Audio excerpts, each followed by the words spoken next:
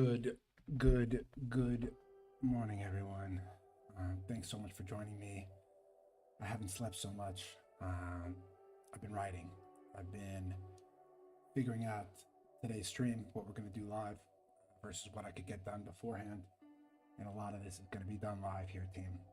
I set some pretty intense goals for these myths. I'd already been working on them almost 2 years before I joined this writing workshop, where I set pretty ambitious goals to finish all of these in a very polished state by October.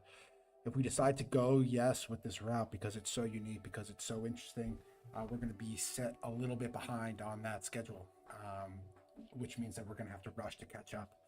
But creativity is an interesting thing. If you have an idea and you think it might be better than what you got to go for it, you know? Hey, good morning, Adam Eli. It's good to have you here. I'm really excited to have you here. I think you, of all people, are going to find this extremely fascinating today. I have been so thick in this, and we're going to talk about what it is that we're trying to accomplish today in a moment. I'm just giving a little bit of an introduction here, which is to say, right now, if we go by my calendar of the goals that I've set for myself, and I really do try to hit my writing goals, all of these 7 myths should be completed by October. I was making great progress on that. We are on the 5th of 7 rough drafts, and then we're going to go back. I set aside 2 weeks for each myth to go ahead and polish them into, poetic hymns. However, this approach has come upon me deep in the night 2 nights last ago when I was writing about a different way to tell this story, an interesting way to tell this story, where the form is part of the message.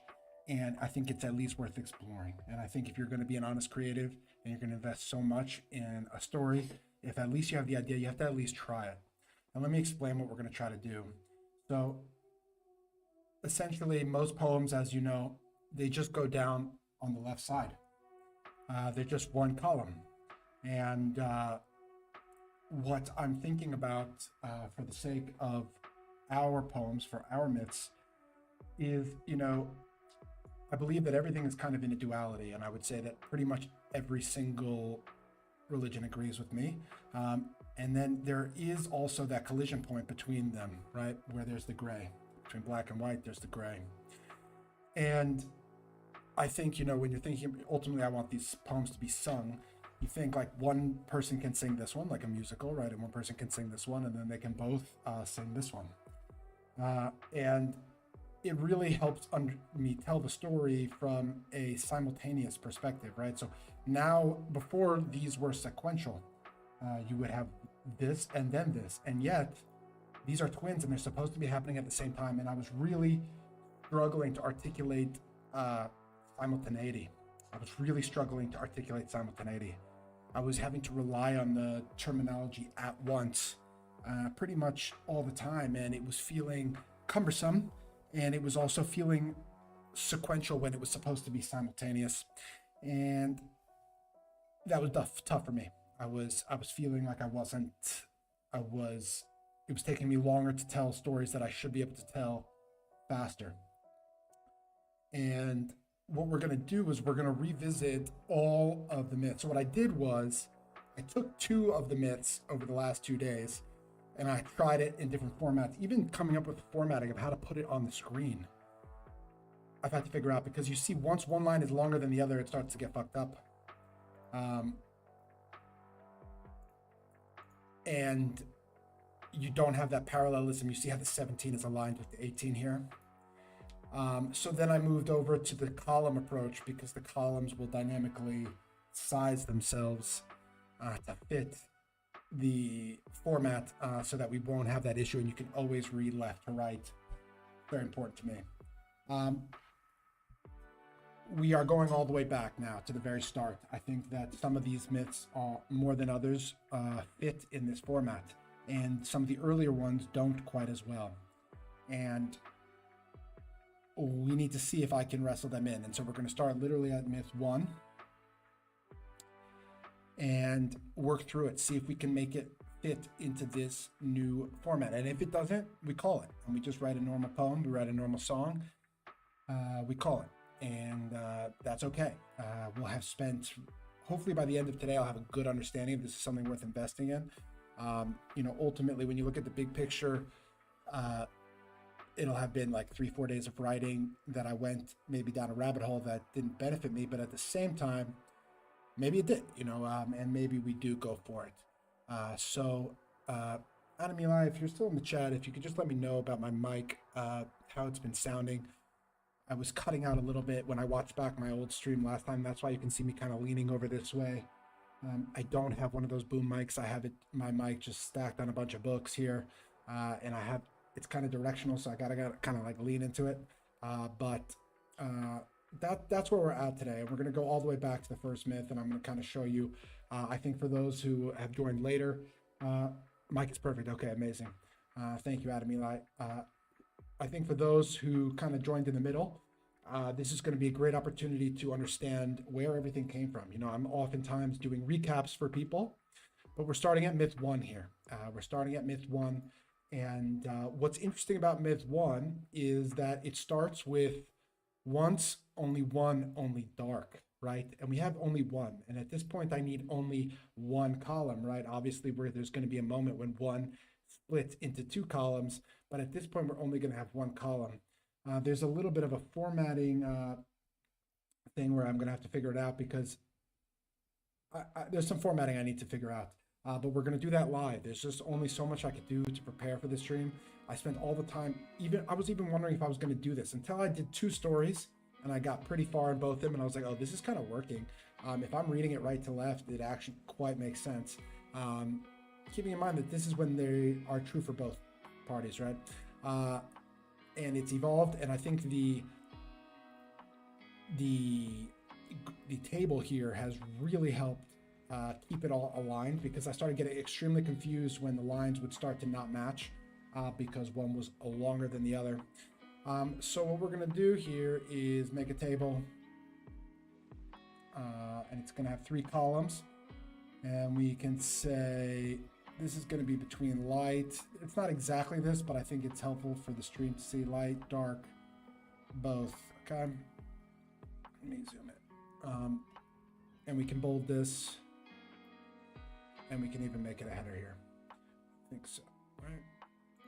No. There we go, header row, yeah. Okay.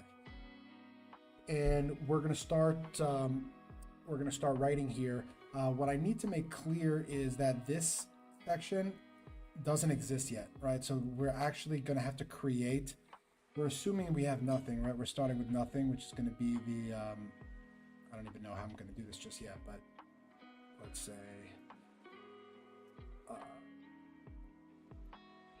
imagine we only have 1 column here, okay?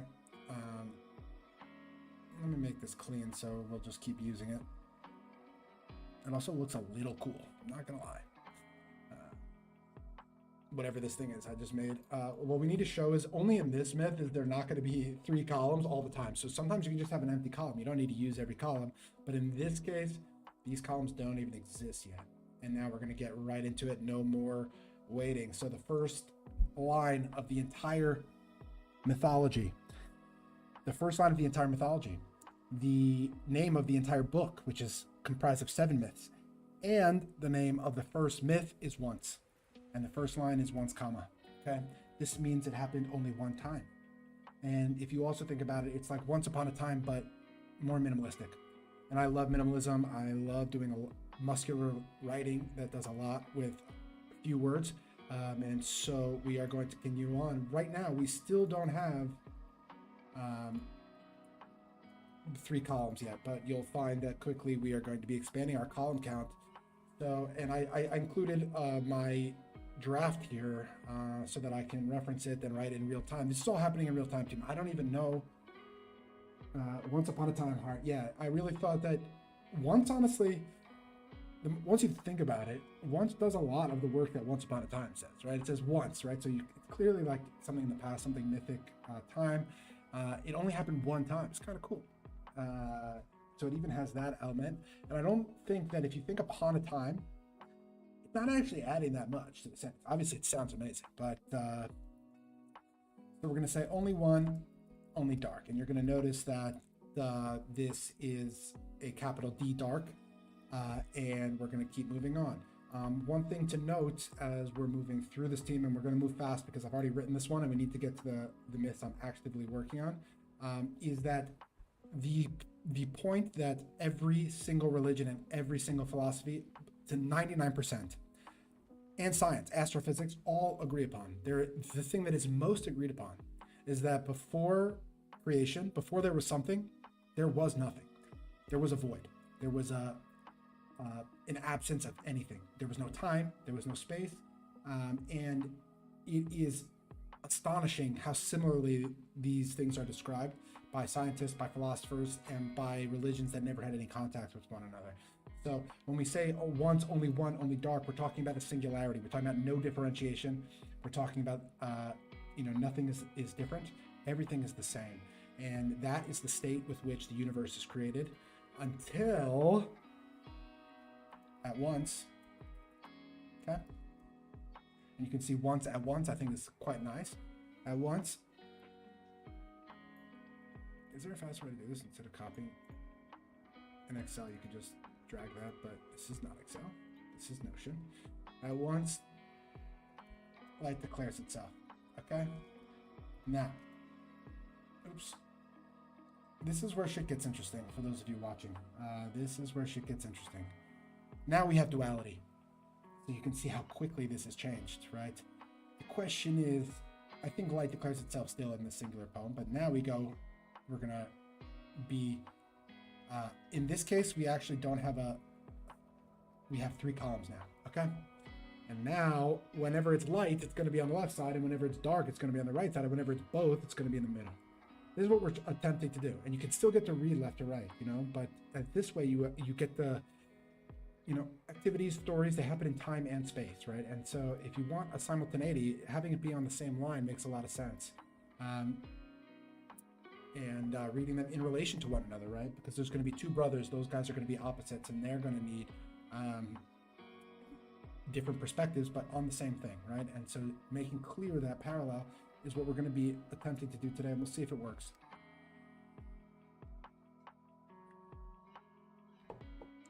I think you guys can feel my intensity today.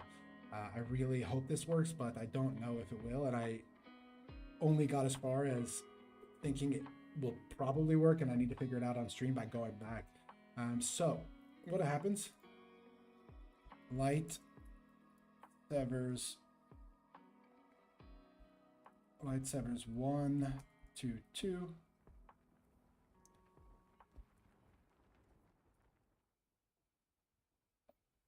Before to after, right? And so before we had singularity, now we have duality.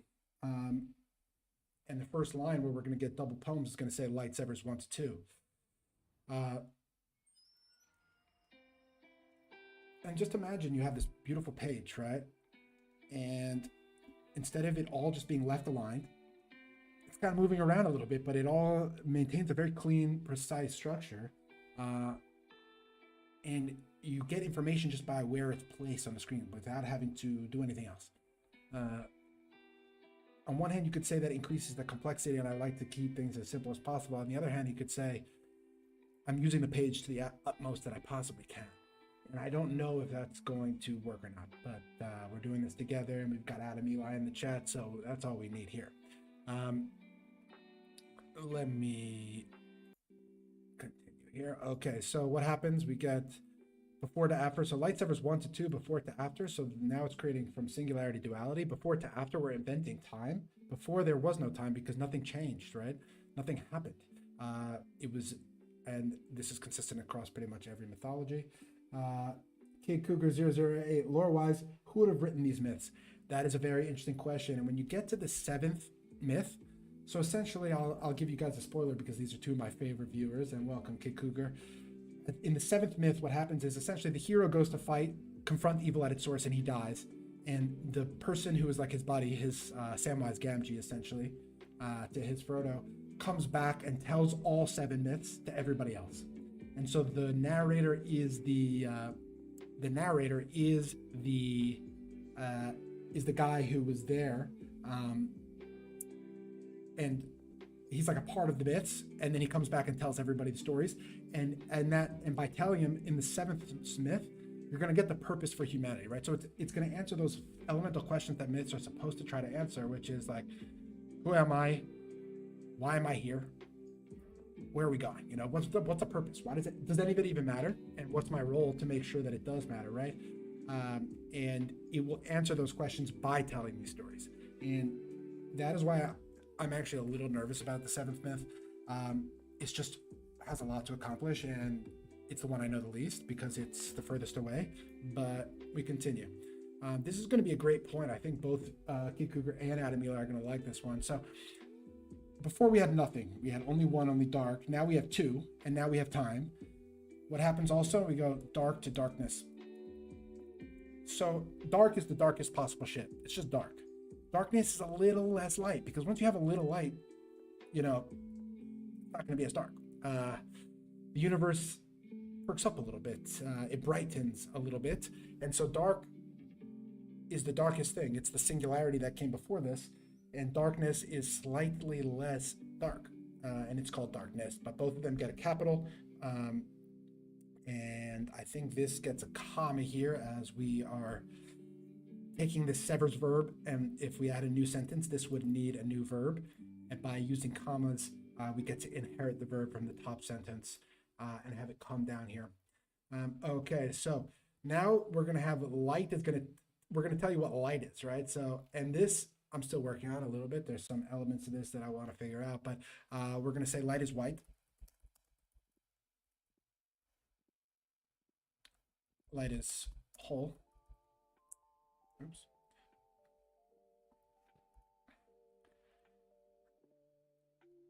Light is itself, and you can see itself is going to be capitalized with itself. And if you can imagine, actually, if we zoom all the way ahead to the fantasy series that I'm writing, where these are the myths, when people say that's it with a capital I, that's how they say, like, that's dope, that's really good, you know, you're it, that's it with a capital I, because light is itself, it is holy, it is divine. I think I'm gonna just say, yeah, we can keep white for now. This used to be light is holy, light is whole. Sounds better for now, but there is some coloration that we're going to need to get into in a moment in the next myth, but we can come back to it. We can do it. Yellow means I may need to change it. Orange definitely needs to change. I don't like to use red highlights for going back. It just feels like a little jarring to see.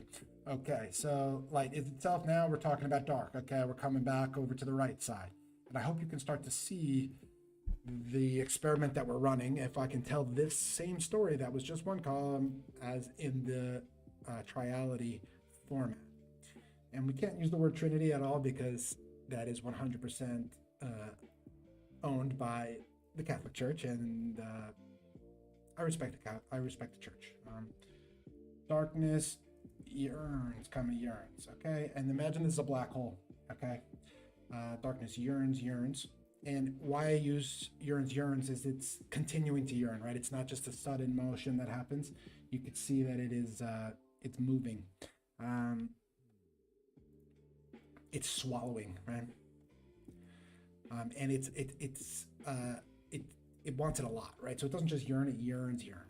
And keep in mind that, especially by the end of this, every word that we're putting in here is so packed with meaning that if I'm doubling it up, you know, I'm really trying to get something. So we're saying it wants to be dark again.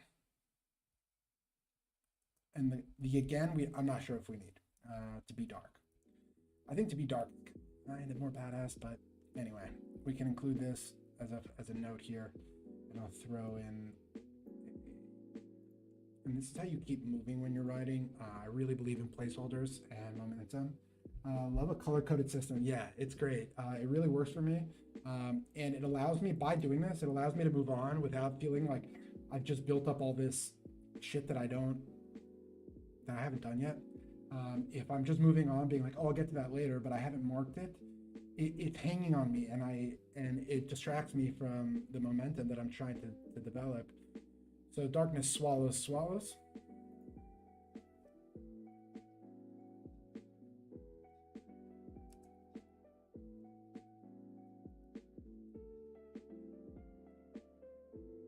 And so why we're using the table format, even though it's not very sexy, is because of this. You see how now this is going onto a new line? And otherwise, when I was doing it in this format, it was starting to get all fucked up. And it was confusing me so much. And if it's confusing me, the rule is if I'm not 100% crystal on something and it's confusing me, everyone else is absolutely cooked. There's no way they're going to be able to figure it out because I've been living in this, you know? And we can say darkness swallows light. Okay, so now we have this black hole. It's consuming everything into it. And that's where we're at. It's a little scary, right? And the way that I show that is this pretty cool poetic way, which is I say darkness, which is where we started. Remember, we're at the state of darkness. Dark was before that. Darkness, darker, darkest, dark, right? So we're approaching dark. You can see out that this is a poetic way of saying that as it's I'm not sure we need this line. I think I'm going to get rid of this line, and then we can get rid of this whole row. I think it's kind of implied. Darkness swallows. Do it like this. Darkness, darker, darkest, dark, right? I don't think we need another line there. Okay. And you can start to see the triality system. I don't know if that's the final name for it because I came up with it 2 days ago. But it could be. It definitely could be. Triality is kind of a cool name. Trial of Triality. That's the name of the stream today, I think. That's what I named it, right? I can't see it.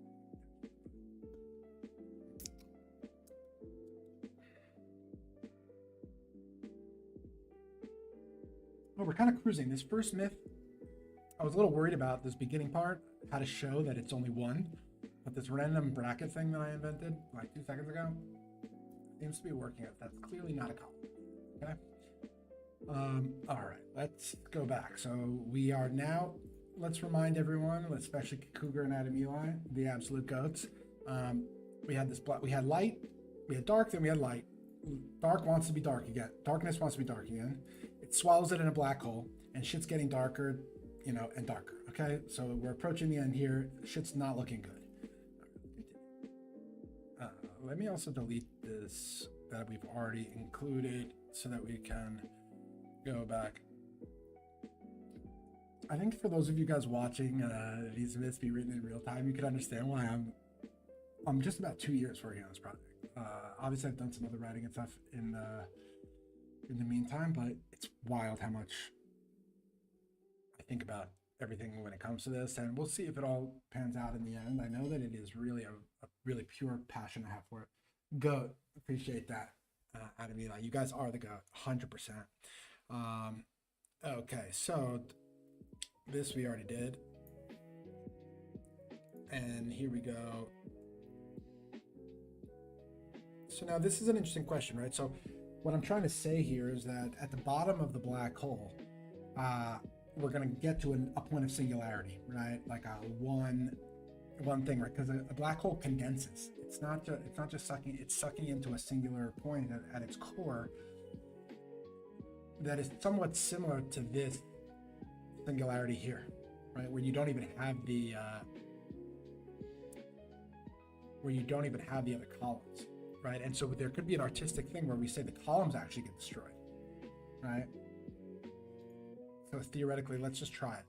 This is an experimental session. We can always change it back, right? So we could write it on the right that everything is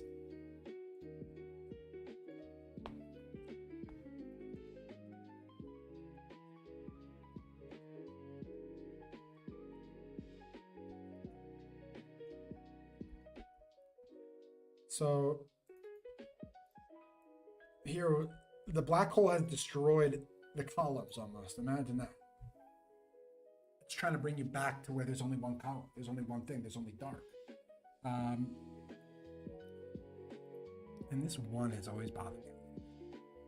I need a better name for this one seed. This is the primordial atom. This is the one plate. So what's interesting is that science is about to start here. We're about to have the Big Bang from this one place, but we start a little before Big Bang. We're saying that before there was the one atom that exploded and created the universe, there was like a battle between light and dark. Okay.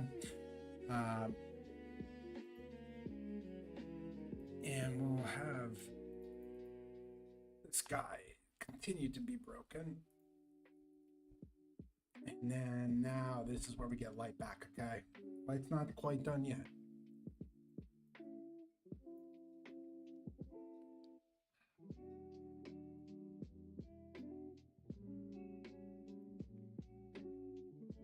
And Kid Cougar and Adam Eli, when we're back here at the end, I'll ask you guys, I'll read it back kind of how it was and how it is, and we'll see if you guys think what you think, because I find it interesting, obviously, but I'm not the audience.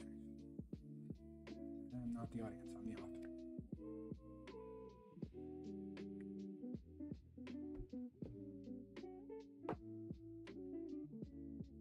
Now we have this line still, light loves, right? And so we're showing that light persists. You think that everything's fucked, but really, light still loves. And now we're learning about the nature of light. Loves to be and become. I could spend a bunch of time analyzing that for you all, but we do have to keep moving. Who do we have? Carson Shadler, can all people in the land read and write? Or is that reserved for certain people? Is oral tradition more prominent for others? Everyone can read and write. I mean, obviously you have to be somewhat civilized, but everyone can read and write. And there is a more universal language. Like there aren't as many languages as in our world, because there was a great reset, like roughly 700 years before this society has emerged, right? So they actually know most of their history. The people who from that reset were actually smart, and they had more advanced technology and things like that. And now they're repopulating the earth and different ideas are spreading. But these are the stories that are left behind so that people don't make the same mistakes as those who came before them. And also welcome, Carson. Adam Eli and Kid Cougar are other goats. Just so you know, Carson in the chat, he's the composer of all this music, this lovely music that we're listening to right now.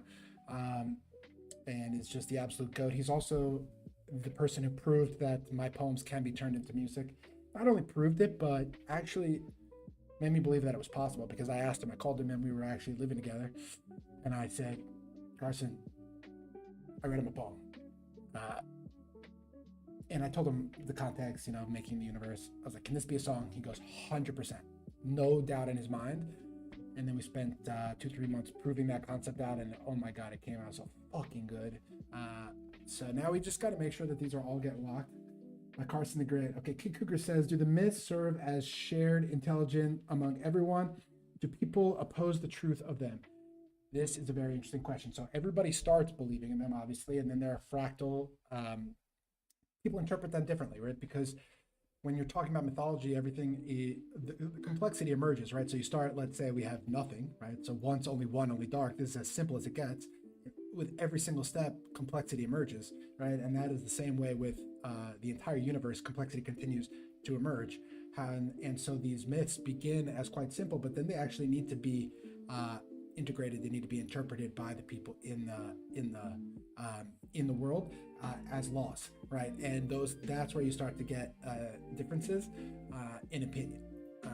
Is how they're actually interpreted and lived out. So the myths are mostly the same until, actually I can't read it. At the end of the trilogy, something happens. Let's put it that way about the myths. So still it loves to be and become. It wants to be alive, right? So it loves to exist, right? And it also wants to become. It wants to continue for its complexity to emerge, right? Light is that driving force of complexity's emergence, because if it was just darkness, nothing would have changed. Carson the Great couldn't be more accurate. Kid Cougar could not be more accurate. He really is the great. Okay. A golden sun emerges. So now, wait, I missed something. A one seed cannot contain it.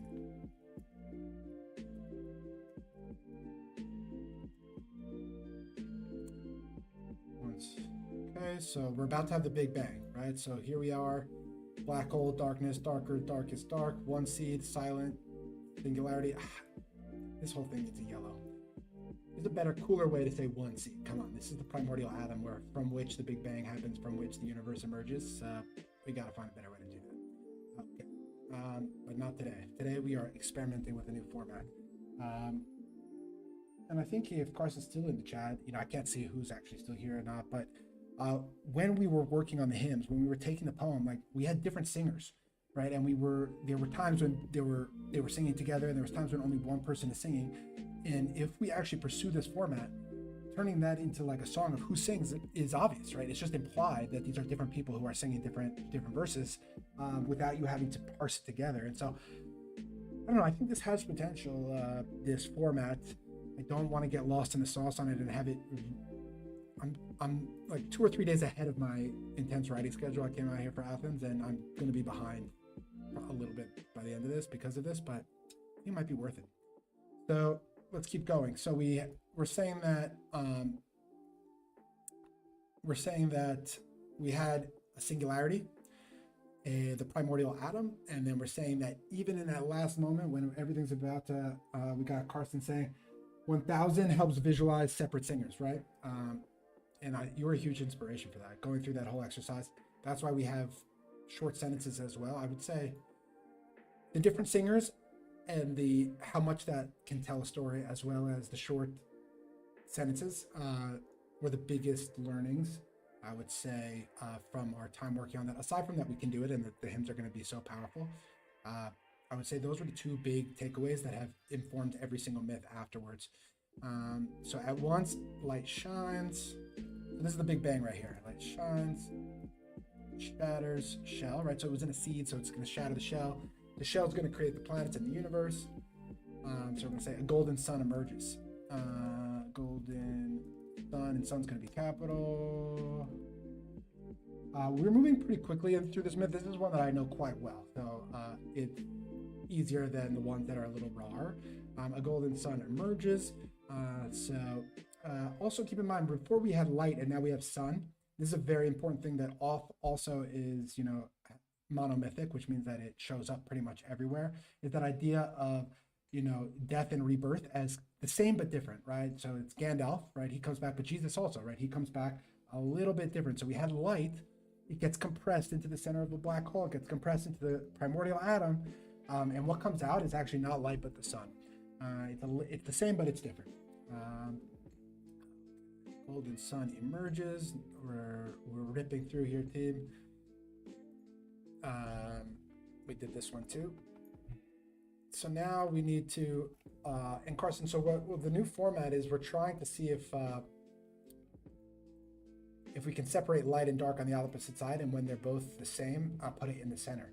For every single myth, we're going to choose a between, right? And if you've known me over 10 years, Carson, Adam, Eli, you've known me since I was born. I've been talking about the place between places since forever. Place, between places, okay? Let's keep going. So over here we had light describing its nature, and now we're going to have the sun describing its nature. So whereas light was white, we're going to say sun is gold, right? Both of them are whole, so there's no change there, and the sun is itself, so there's no change there. The only difference is the color, but you're going to see a little more different. So sun is itself. Okay. And when we use these brackets, that means that this black hole was actually destroying the other columns. It was destroying reality itself all the way back to dark, which is singularity. Okay. All right.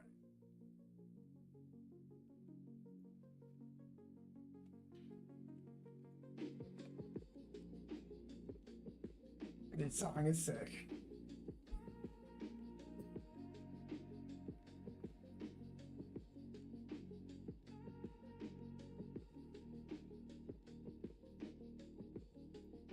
All right, we're continuing.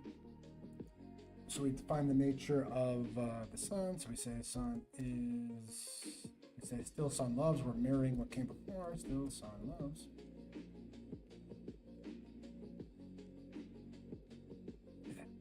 Sentence, or does that take a comma?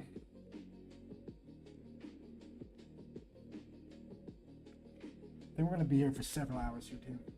We have a lot of work to do to catch back up, right? Because if I'm going backwards, I committed to myself. I wasn't going to go backwards. I was only going to go forwards.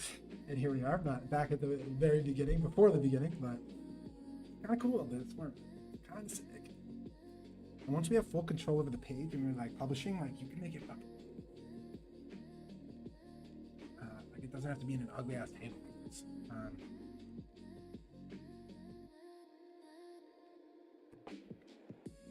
I think still some loves this nice full sentence. Loves to be. No, it has to take a comma because we otherwise this sentence wouldn't be a sentence because the noun needs to carry over, right?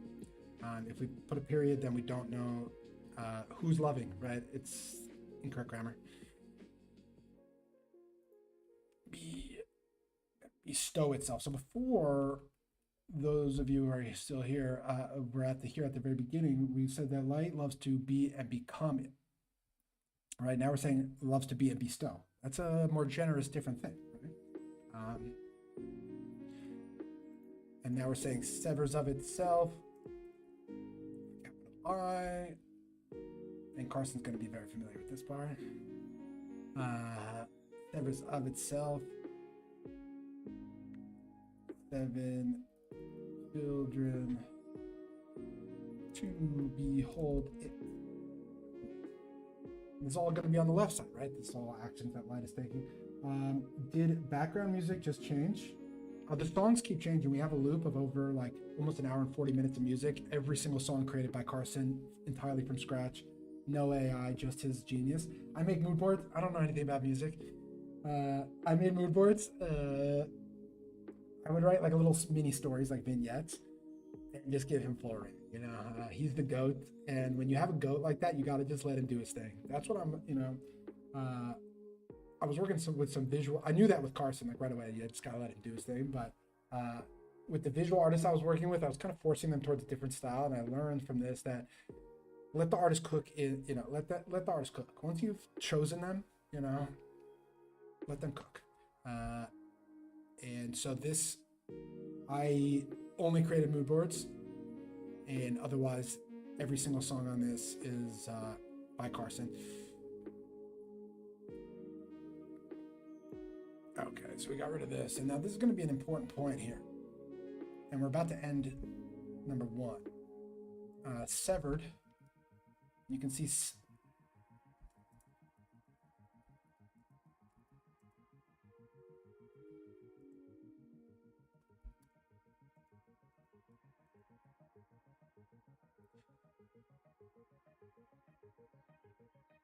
is where we get a little abstract here, team, but I will walk you through it. Beheld, darkness cannot claim them. I'll walk you through it. So this is what we have. We said that the nature of the sun is to love it, to be and bestow. So it wants to exist, right? That's the being, and bestowing is its giving of itself, right? So it severs of itself, and we're using a very important word here, severs, right? And where do we see that word before? Where light severs 1 to 2, okay? Now, it severs of itself 7 children to behold it. What does that mean, right? So it's making 7 children to behold it. Severed is sun is less than it was. And we're saying that the word severed is indicating that he had to sacrifice to create them. And that's going to come back around in mid 6, okay?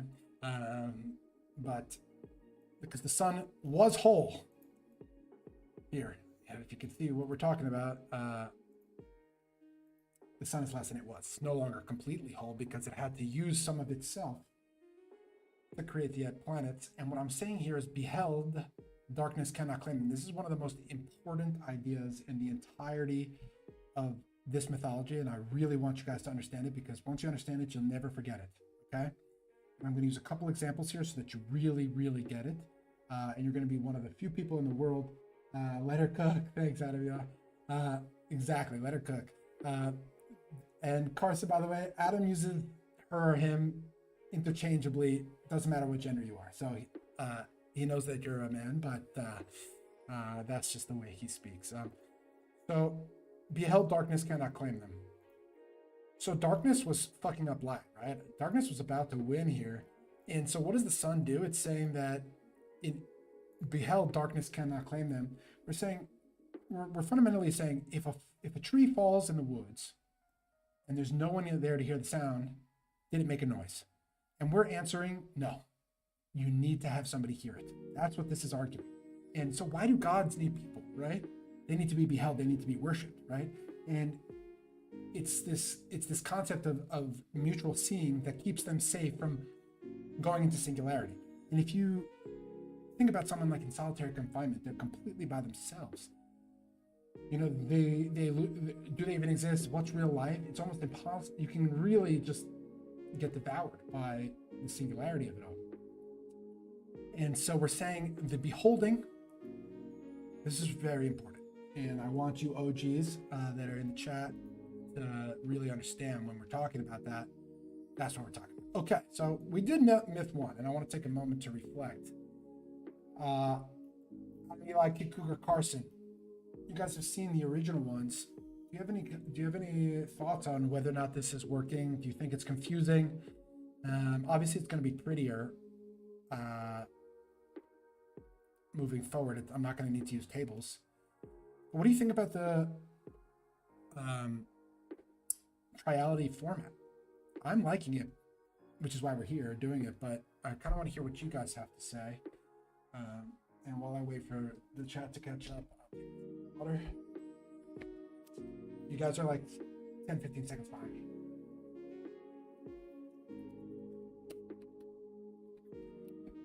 And then we're going to move on to the next myth. And we did that in,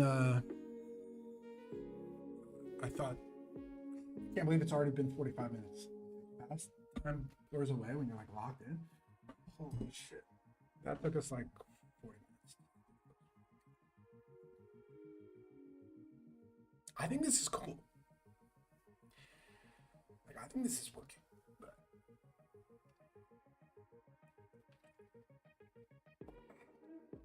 I'll take a second. I'll give you guys a second to respond.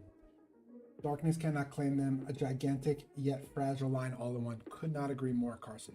Could not agree more. Could not agree more. It's really an elemental principle of this whole thing.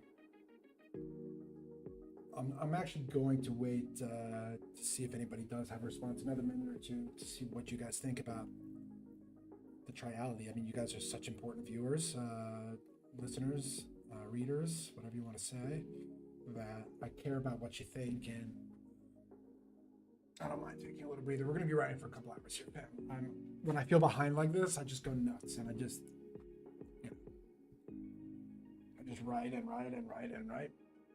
I have not done almost anything except for write. The last 72 hours, I've been having trouble sleeping because I've been drinking too much coffee. I laid down. I've been laying down for like 5 hours and then getting up and doing it again, but I have not been sleeping that whole 5 hours because I over caffeinated and I caffeinated too late. That's it.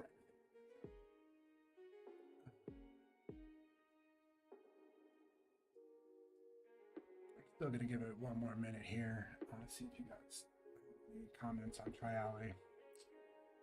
We can start slowly meandering our way over to Mother, which is the second myth. So here's one, right? And I set us up here to go as far as we can and then make a final decision at the end here on whether or not we're gonna pursue it. I didn't come in. I'm into format. Takes a second to wrap head around, but I'm into it. Thanks, Adam Eli. That's great to hear from you. Definitely going to take a second no matter what, but you being into it, that's very encouraging.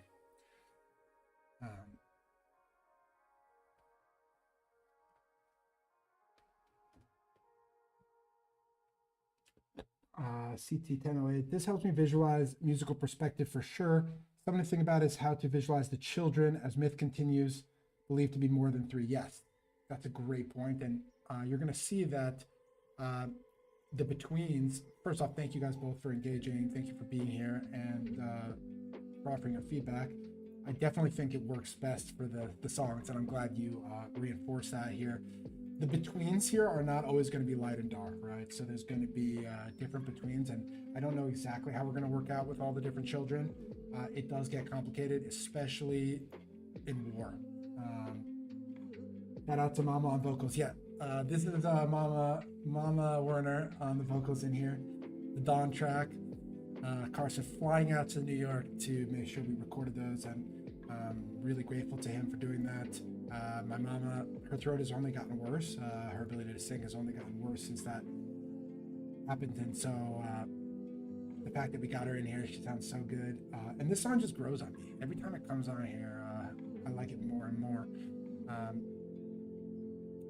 So, all right, let's hop into Mother here.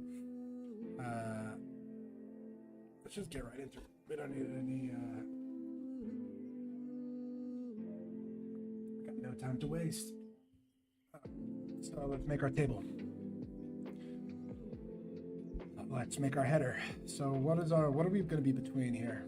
Mother's probably going to be on the left, right? Although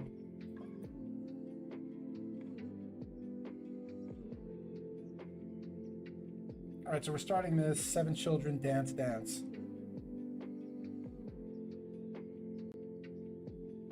Like, are we going to do, now we have to decide, like, are we going to go between mother and the son, or are we going to go between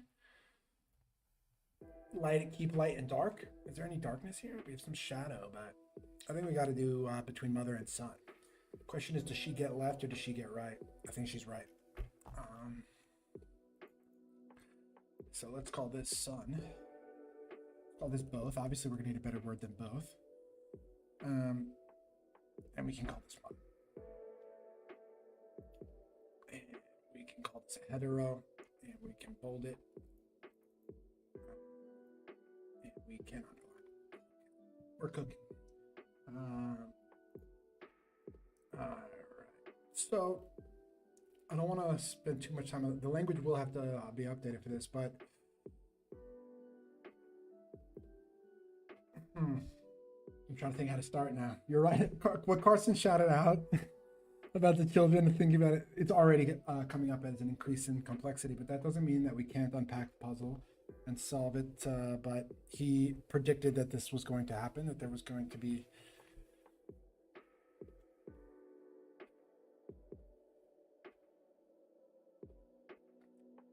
so the first thing we need to say, so where did we end, right? We ended with beheld darkness cannot claim them.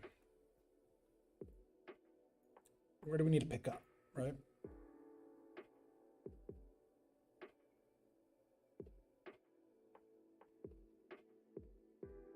I think what we need to pick up on is the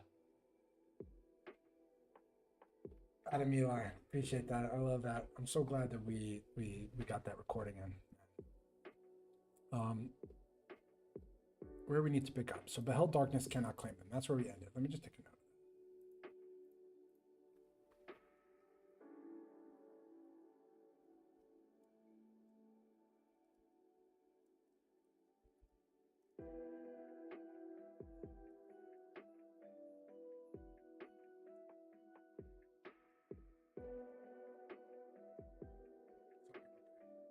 Not that I have it in my eyesight.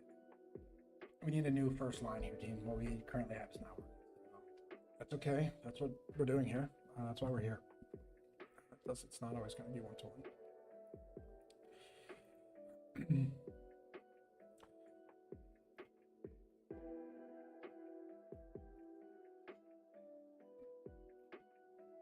Let's just get started. 7 children.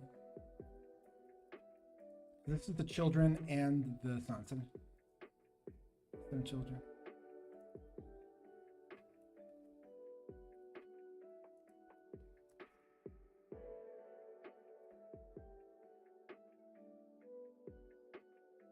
It looks ugly, but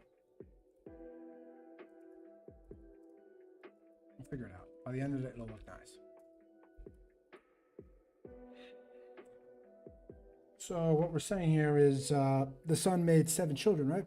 And one of them is, the thing that makes her unique is that she's a she. And I really do believe Earth is a very special planet, a very special place, and I do believe she is divinely feminine in her nature. And I think the proof of that is that there's not a single language ever discovered that refers to Earth as Father Earth. It's always Mother Earth.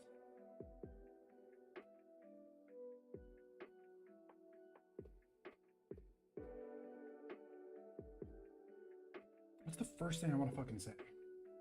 It's the start of the mother myth.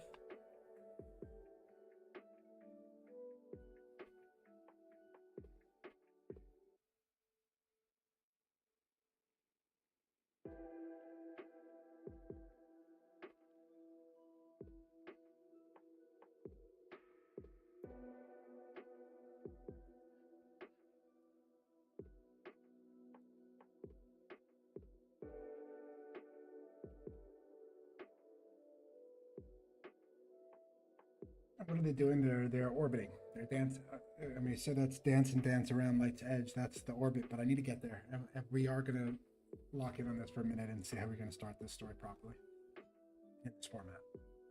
Because if it doesn't, we can't just move on, because if we get stuck and it actually doesn't work, we can't find a way to start it cleanly. Maybe the format doesn't work. Maybe it's too rigid. Maybe it actually limits us instead of helps us, right? And that's not.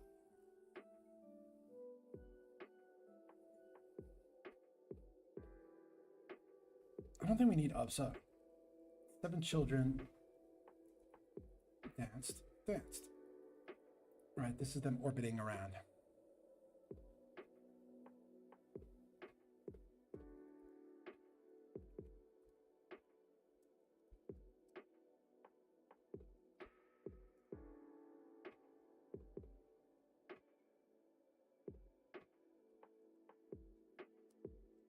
Good work. And whether or not it's we can maybe move them around, but I think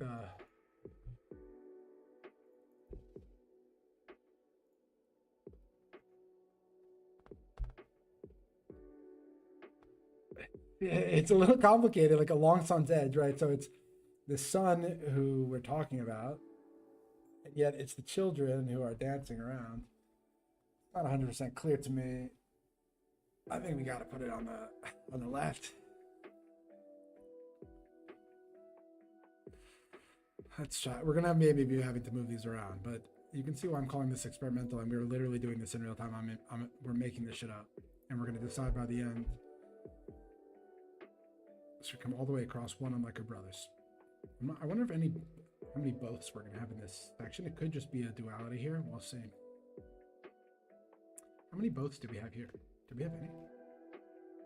This time, when it deletes, but we actually didn't have, because in this case, it's not in the center of 3, it's destroying left and right. So it's actually, there's a nuance to that, but it's actually not both in the same way that you would think of as both, because it's the only thing there, right? So it's not flanked. It's actually, this is indicating that the columns were destroyed. All right. We got to keep cruising. Okay.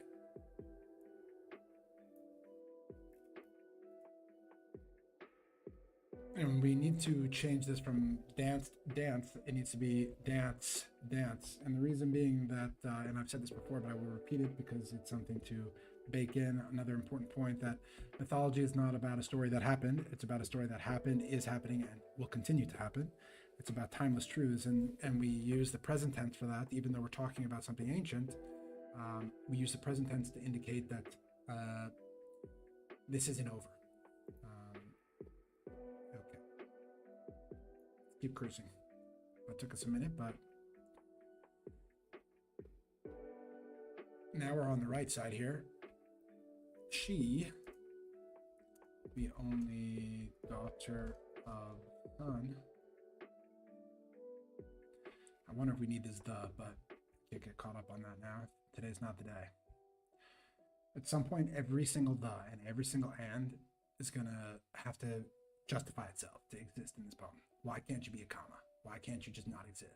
For the ands, it's a comma, and for the thes, it's whether or not you can move it, right? You commonly would see the sun, right? But I'm just saying, fuck it. Just call it sun. The is implied, right? And even though that's not how we, in our English, the way we speak about it, we use the, but first off, there are other sounds that exist.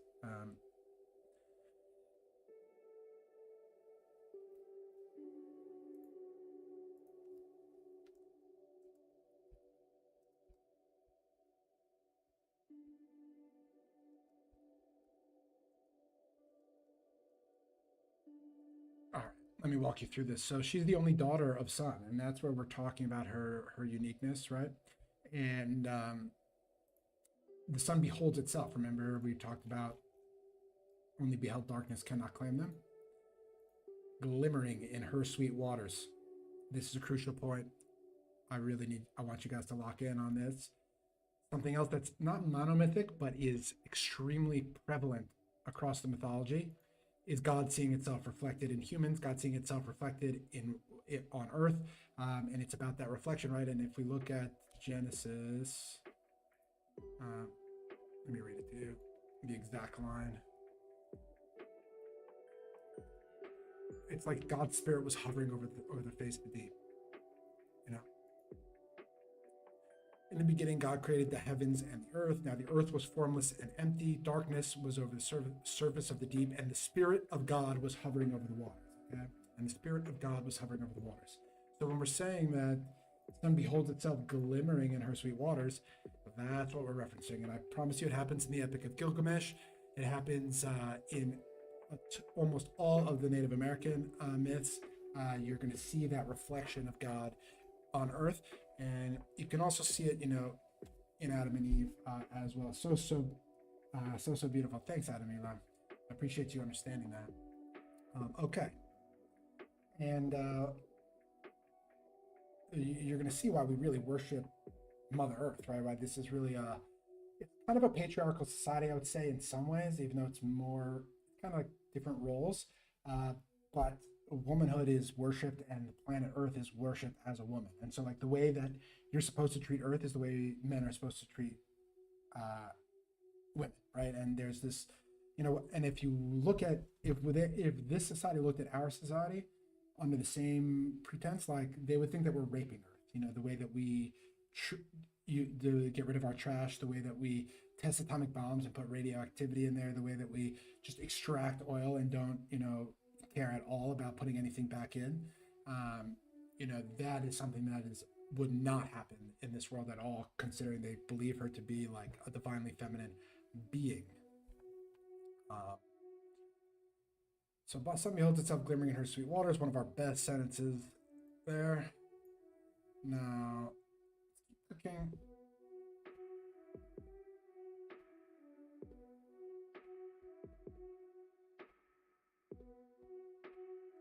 She dances around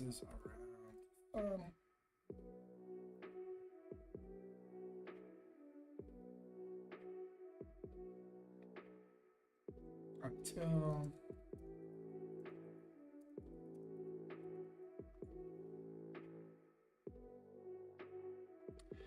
so she dances around the sun. Keep in mind she's a planet, right? So she orbits and she's moving around until she gets back where she begins, and so a year has passed. And even though she's the same, she's actually going to become different, right? Because as time passes, we talked about complexity emerging, right? Complexity will emerge. So we can say, there, sun, behold. There she beholds.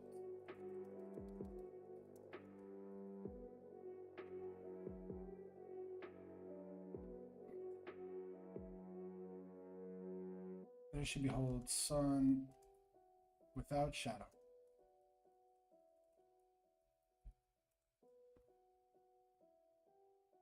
So beholds her. Okay, let's talk about another monomythic concept. And monomythic means that it's absurdly over, like, almost inexplicably represented across philosophies, religions, across the world. And I won't use monomythic unless it's really monomythic, okay? Unless it's really absurd, okay? The next monomythic concept that we can discuss here is the concept of feeling shame before the divine. When Moses is in front of God, he's like, I'm so unworthy, he falls on his face. When the apostles see Jesus best in light, they fall on their face in shock and awe. Achilles is terrified by seeing the glint of his divine favor in his shadow. And so there's pretty much all of the prophets, we're talking about Daniel, Job, etc. When they see God, when they see the divine, they are shook by their own awfulness, right? By their own sin, by their own futility, by their own lack of divinity. And I think that, Christianity of all the religions bakes this in everywhere the most, in the sense that there's like numerous moments when Jesus performs a miracle and everyone freaks out and falls on their face and talks about how they're so unworthy. But in addition, you know, we're all sinners before Jesus, right? Then that's the idea, is that none of us are like him, and that he's greater than us, and that it's this aspirational tone that is actually not achievable. And so we are supposed to feel shame before the divine because we want to aspire to be more like him. And what you're going to see as we get towards the end of this myth is that shame is a powerful force for creation, because it's going to stir you towards a certain action. It's not it's if you were just comfortable and you're not ashamed and you're chilling, like, you're not going to make any changes, right? So that's where we are with that. Let's keep cooking. Okay. How long have we've been streaming? An hour. I'll take a break in like 10 minutes. How far are we down? Let's try to see if we can push through the whole Mother Myth rough draft in the Triality system before we take a break. Let's see if we can do that.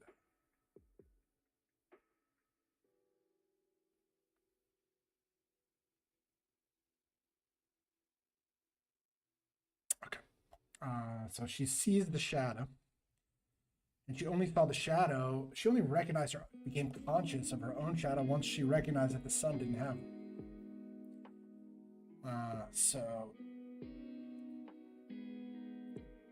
And this is where we get a huge benefit from the Triality system. I'll show you. So what she's going to do is she's going to compare herself to the sun, and she's going to feel like shit. Like, think about a girl looking in the mirror and just looking at all of her flaws. That's what we're talking about, right? Okay. So she's going to compare. She's going to say, sun loves to be still. She loves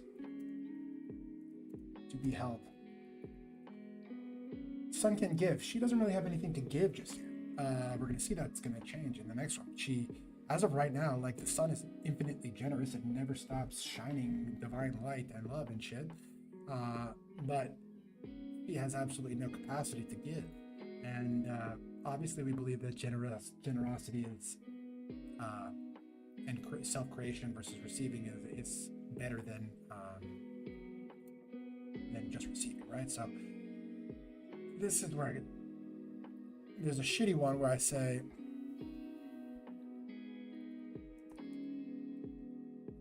sun is gold, she blue. I don't really like it. I think I need to change this right now while we're here. Okay, so what we're doing is, let me explain before I do it. We're on stream. Okay, so she's looking in the mirror and she's comparing sun to herself. And she's saying, this is what sun is, and this is why I'm dog shit. Okay, where do we get these concepts? We have to pull from here. Sun is gold, sun is whole, sun is itself, right? We've already discussed the nature of light, and now of the sun, and now she's comparing herself against the nature of the sun. And so whatever I put here needs to show up here, and that's why you can start to see where the complexity is in actually writing these, is that when I change something here, it goes all the way back, and yada yada yada, which is why we're starting at 1 here. Although I did have to test it on 2 other myths before coming back to the beginning, because I was reticent to go backwards, you know? I was reticent to go backwards. But I do think that this is working so far. And so what we're going to do together is we're going to define the nature of light. We're going to define the nature of the sun in a way that the mother can compare to herself and feel like shit. Sad, but that's what we're doing here, okay? I don't think gold is the right term here, right? And obviously we did that to distinguish its color from white. But remember, I already marked this as something I didn't like because I already knew that this was kind of coming. This is something that's been bothering me. I need one more. I'll show you what the next one is. Let's do another placeholder. So this one's really fucking good. So sun is itself. And this one's super powerful. She only its daughter. And if we have Adam Eli in the chat here, he'll understand this. What we're saying is sun is itself.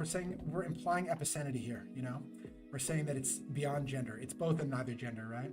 To say she is only its daughter is saying I am feminine. I'm only one half of the equation. You're fully yourself. I'm only your daughter, right? And her relation is in relation to the sun, whereas the sun is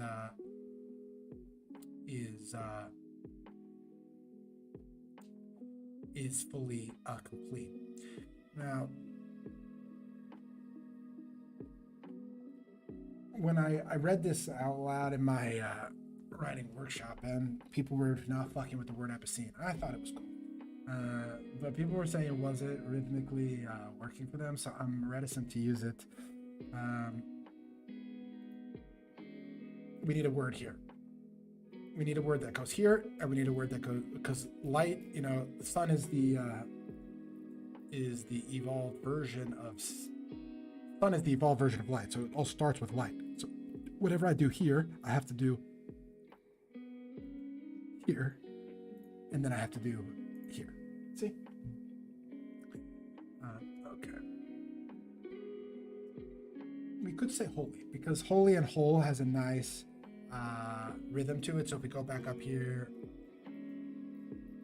if we say light is holy, light is whole, that has a nice cadence, and that's how I used to write it. And I also do, keeping in mind that, in some creation stories, the universe just emerges like this one, and sometimes there's a creator, right? There's somebody who's before light, who's separate from the divine. In this case, light and the divine are interchangeable, and so actually saying that out loud could be good. It could be too on the nose, but drawing that parallel early that light is divine is not.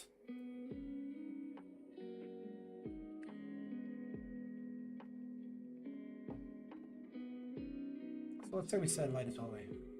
We could then say light is holy. I don't think there's any reason that they can't be the same. And let's make sure we add one of our yellows here. All right. There's no reason that the sun can't also be holy if light is holy.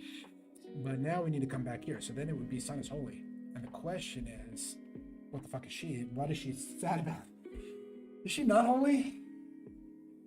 Yes. Nah, without light glimmering in her. But she's kind of holy. I don't know. Is she mortal? Is she, let's ask her.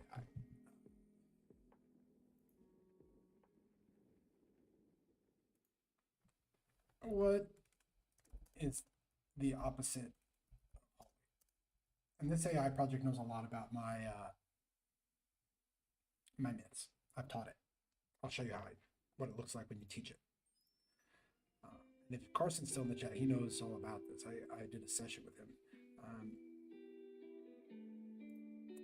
You can see over here, each outline for each myth is written in a way that computers are very able to read it. And the most important thing when you're building one of these advanced projects is actually a directory, so that the AI knows where to get what information.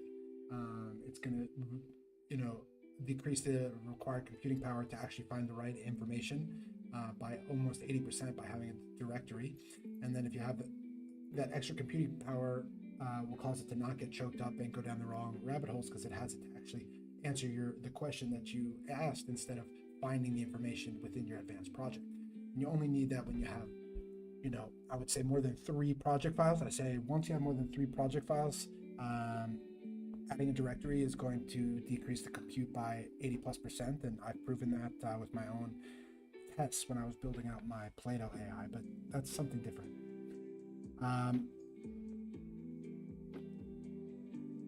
AI is saying, let me zoom in so you guys can read this.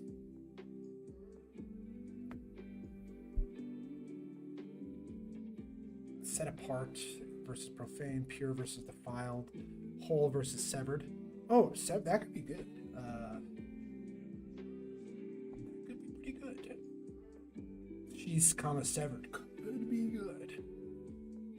So let's go back. Hide the AI. Okay, and I will never. I will always be very honest with how I use AI. I think AI is cool. I'm pretty good at using it, and it can't write this shit. Okay, so it's coming from me, but it does help me sometimes workshop different ideas. And I always ask it at the end of finishing a myth, what do you think? I don't even give it anything. What do you think? WDYP? You never know. It could say something. Most of the time it doesn't really help, but sometimes it's like, oh, you misspelled something here. Sometimes it says, it's feeling a little weak there. And you're like, I'm feeling a little weak there. So, oh, this is so good, actually. AI just helped us, okay? Sun is whole, she is comma separate, right? I think that's fair.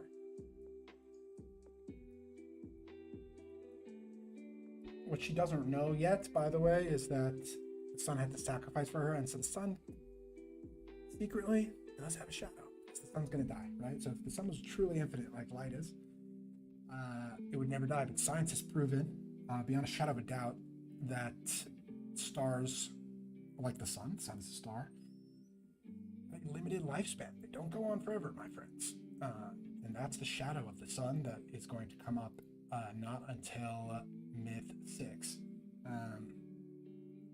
We are currently on myth 2, and we're writing 5, but today, in this immediate moment, we are working on only the second one. My perfectionism oftentimes would cause me to go back and revisit, but working in this workshop has really caused me to push myself to keep going forward. And even though I'm going backwards right now, I think it's worthwhile. And also, I'm proud of how much I went forward without going back prior to today. I really was, there were things I needed to change and go back to, but you got to get to the end to see what the fuck you have. Sometimes you just,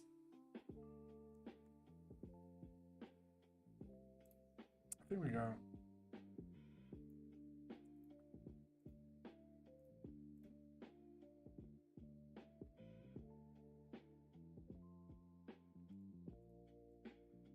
Let's just call this loves.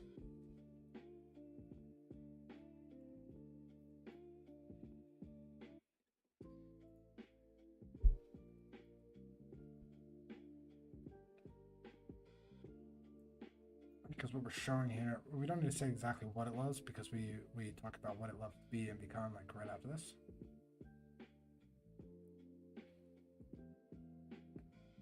Actually,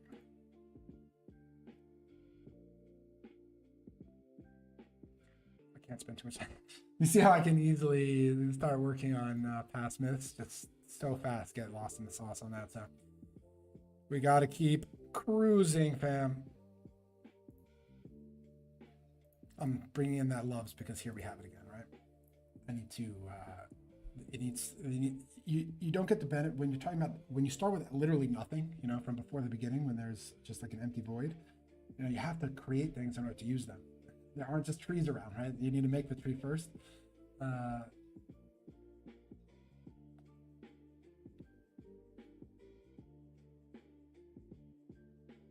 Okay.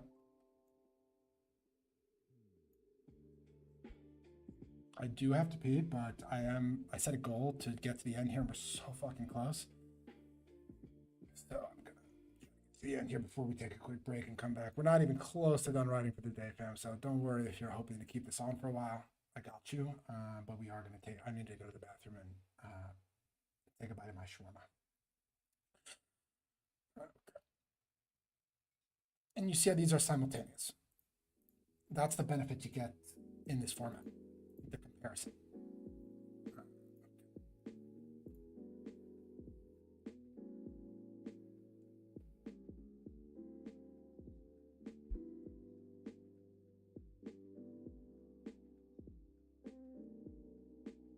What we're going to say here is this. And I think this is kind of a cool idea. Twirls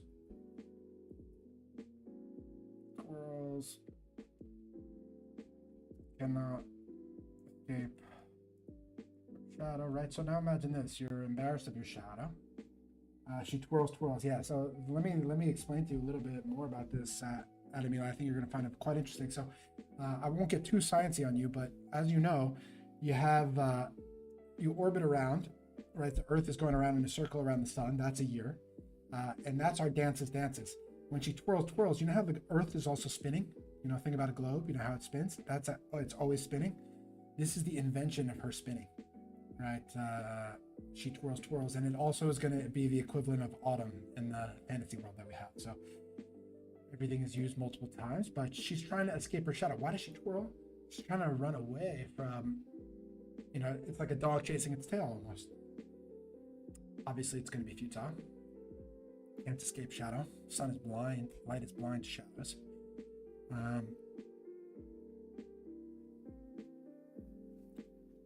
She weeps, right? So now she's going to cry. Salt, tear, and she cries because she can't escape her shadow, right? And this salt, remember that you don't just get to use things, right? So we needed to invent salt out of somewhere because we're going to use it. So where do we get it? She had only sweet waters before. And now we're going to get some salt water, okay? And you can see that there is, we always need to make, you don't get to use it. You don't get to assume anything exists. You have to create everything.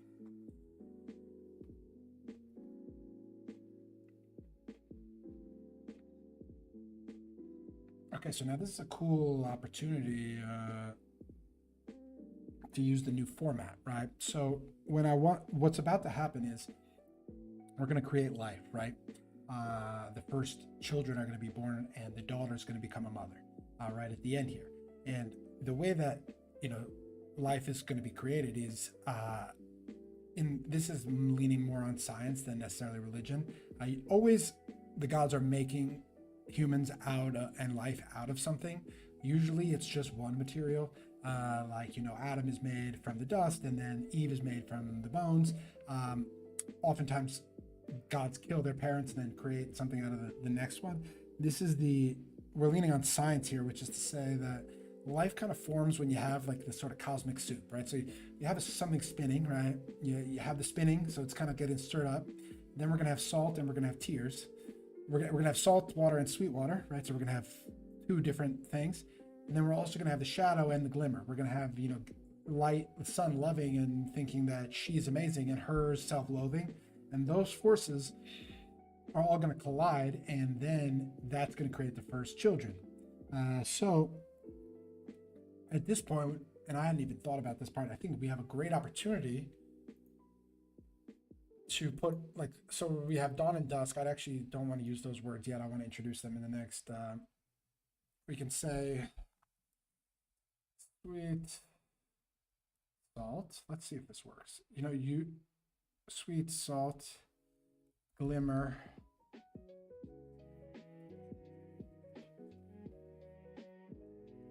then we need an and here. This is where every and needs to earn its place. But I think in this case, it works. Sweet and salt, glimmer and we're reading left to right.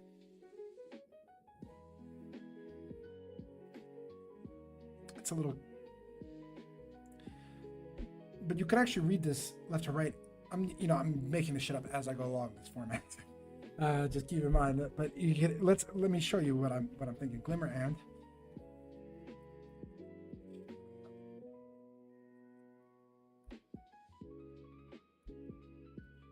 In this case, it's written, so you can say sweet and salt, so you can read left to right, but you could also say sweet and glimmer and, right? If you're just reading down one hand, it actually still works. You can go, so glimmer and shadow, it's working both directions, which is not something I was expecting. I was expecting to just read left to right. It would be cool. I can't commit to that because I don't know how it's all going to shake out. Remember, complexity emerges. It would be cool if you could always read left to right and up and down. That would be pretty fucking cool. I'm not sure. I can't look far ahead enough right now when I'm so in the thick of it. Just not sleeping, working on this. Last couple days. I'm drinking a lot of coffee today, Tim. If you're not sleeping, you gotta push.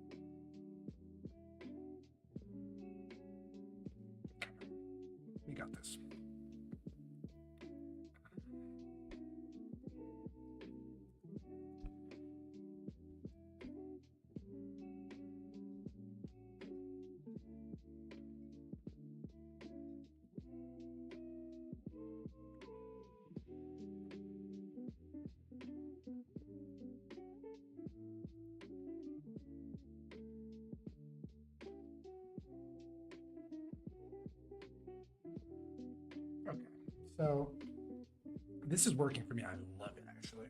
You can read it left to right and up and down. What we're saying is that we're getting our little cosmic soup here. We're getting the collision, and this and Brienne has to earn his place.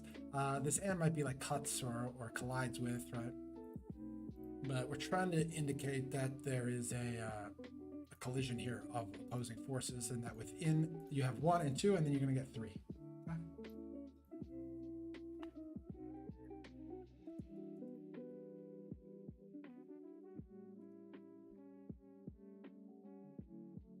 And the sun and sun are born between the sun and her. You see how you see the format starting to take shape?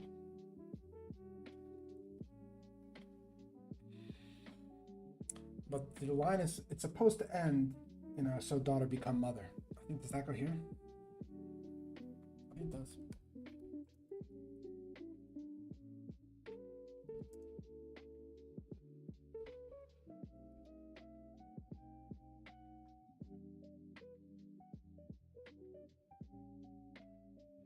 I think it's good enough for now. Looks a little weird.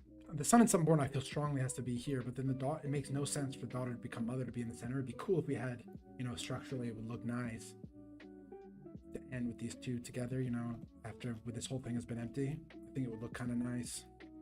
But realistically, if we're following the rules and we're looking at our own son and mother, right? We're looking at the columns that we made, like it has to go here. And sometimes it not being symmetrical actually looks kind of cool. So I'll show you some inspiration. Let me get it. I'll show you something here I think you guys will find interesting.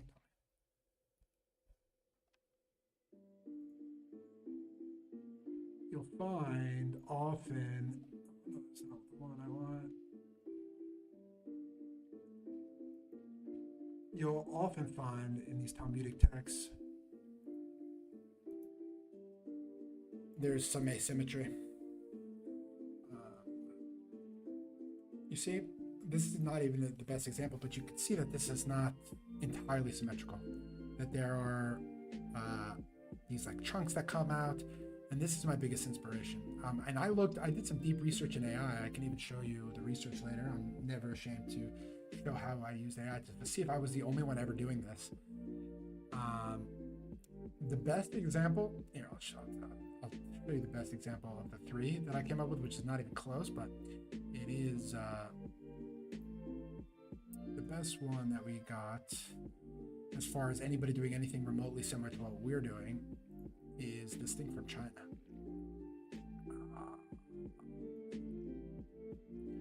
Where you have 2 things on the side, 2 letters on the side, and then 1 across the top, which is quite similar actually.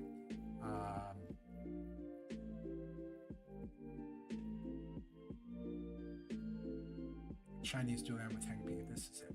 I'll show you a picture. This was the closest thing I found.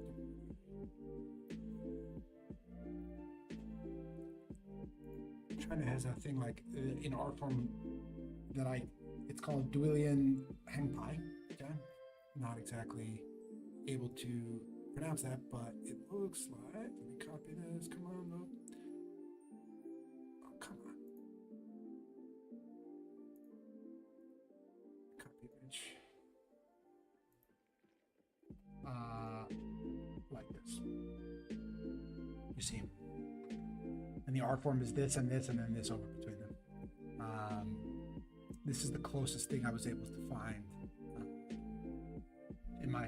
I remember I've only been doing this a couple days, so like things may merge, things may come together, but as of now, I haven't seen anybody do this. I haven't seen any poems that are doing it. I haven't found any literature that was doing it. I haven't found anyone doing exactly this. So, and I think being unique is cool.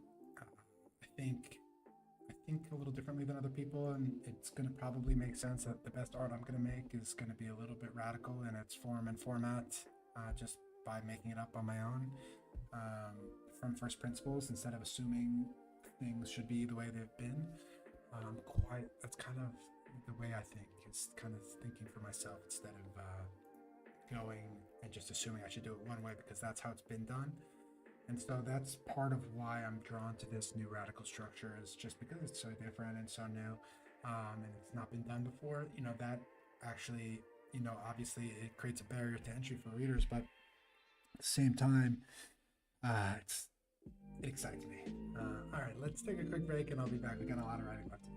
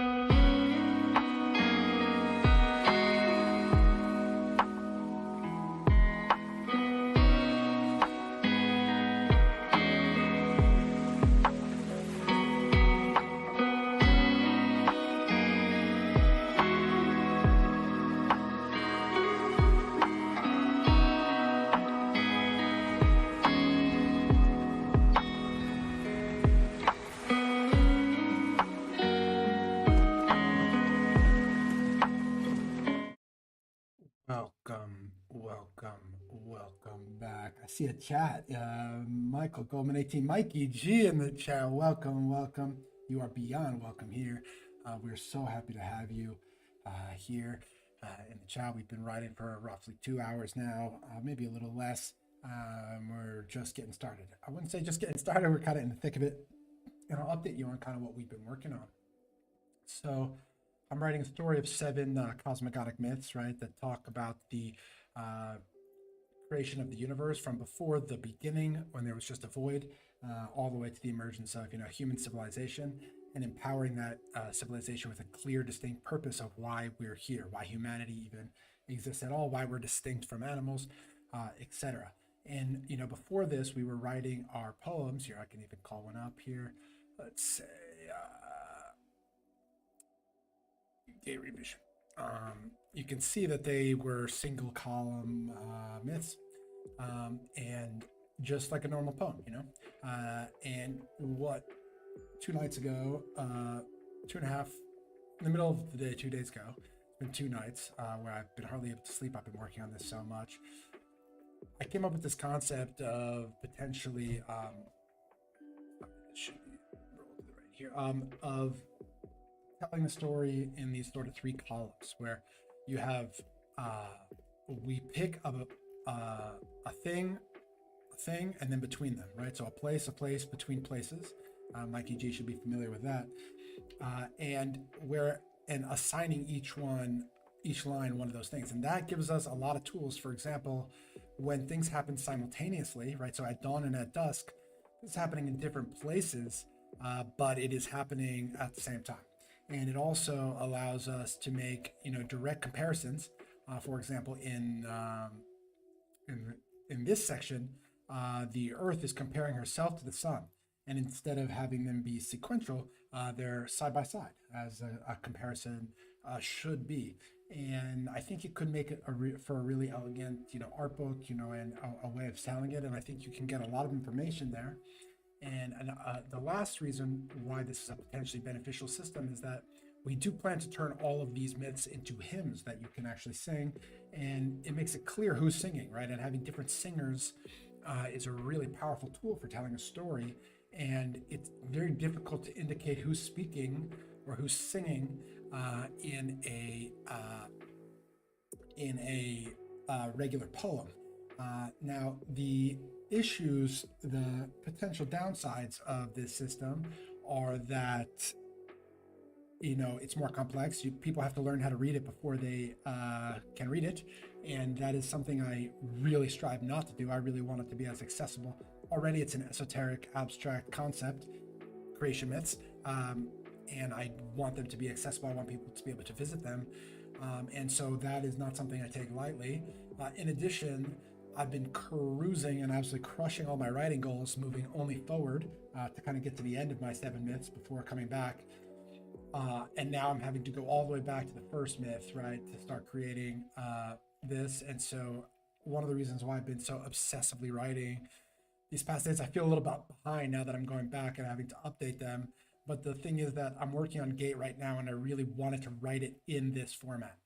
And I was feeling like if I didn't have the ones before it, I was going in blind, and I was doing a disservice to myself and a disservice to the work. And everything that I'm doing at this point is in service of the work.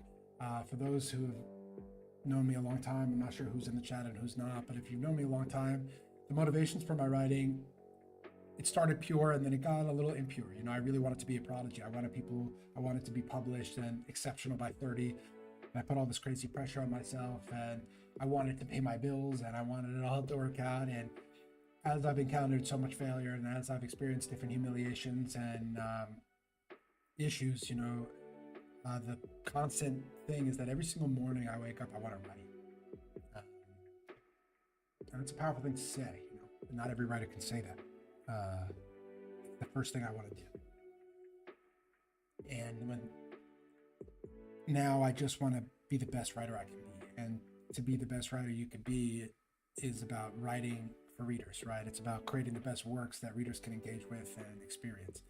And that is really where my motivation has gotten extremely pure, I would say, especially over the last 2 years. Just another rounds of some failures and some dark humiliations that happened in my life, where nothing has come close to shaking me in my purpose and my passion for this.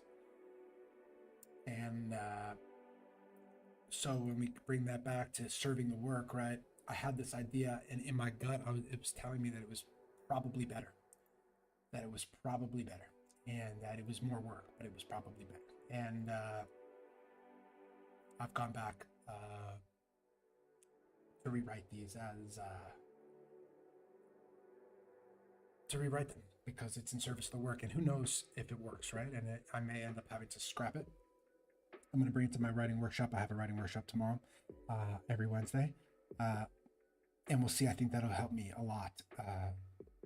That will help me a lot to see how it's working. I've gotten some great feedback from Adam, Eli, and Kid Cougar, and Carson, as 3 of our goated viewers here, and it seems like it was working for them. Micah G says, beautiful. Thanks, Micah G. I'm glad you're still here. I saw you chatted during the break. So that's where we're at. And what we've done already in this session is proven that it works for myth 1. We've proven that it works for myth 2. And now we're moving on to myth 3. So the myths it goes once, mother, brother, and then the next one is war. Now, one thing to note is what's unique about these is that these were just written as single columns prior to this, whereas over the last 2 days, I first tested with brother to see if it worked, the 3-column structure. And the reason why it looks different from this table is that it obviously, when it's at the top, it actually looks better like this than in a table. A table feels very, almost too practical for a poem. But when the length of the rows, the number of characters changes, it was fucking up the parallel elements, and it made it really difficult to read. So I came up with the solution of writing them in these tables, and we're going to go back and revisit Brother here, put it into the table format together, and make sure that it's ready for my writing workshop to submit there, and also make sure it's still working, because I wrote it in a little bit of a delirium 2 nights ago, and then last night I finished this one. I wouldn't say delirium. I mean, I've been writing a lot, more hours than even usual. Just a lot of coffee and a lot of writing. So I'm gonna take a sip of coffee, and I'm going to hit my vape, and then we're gonna dive right in. And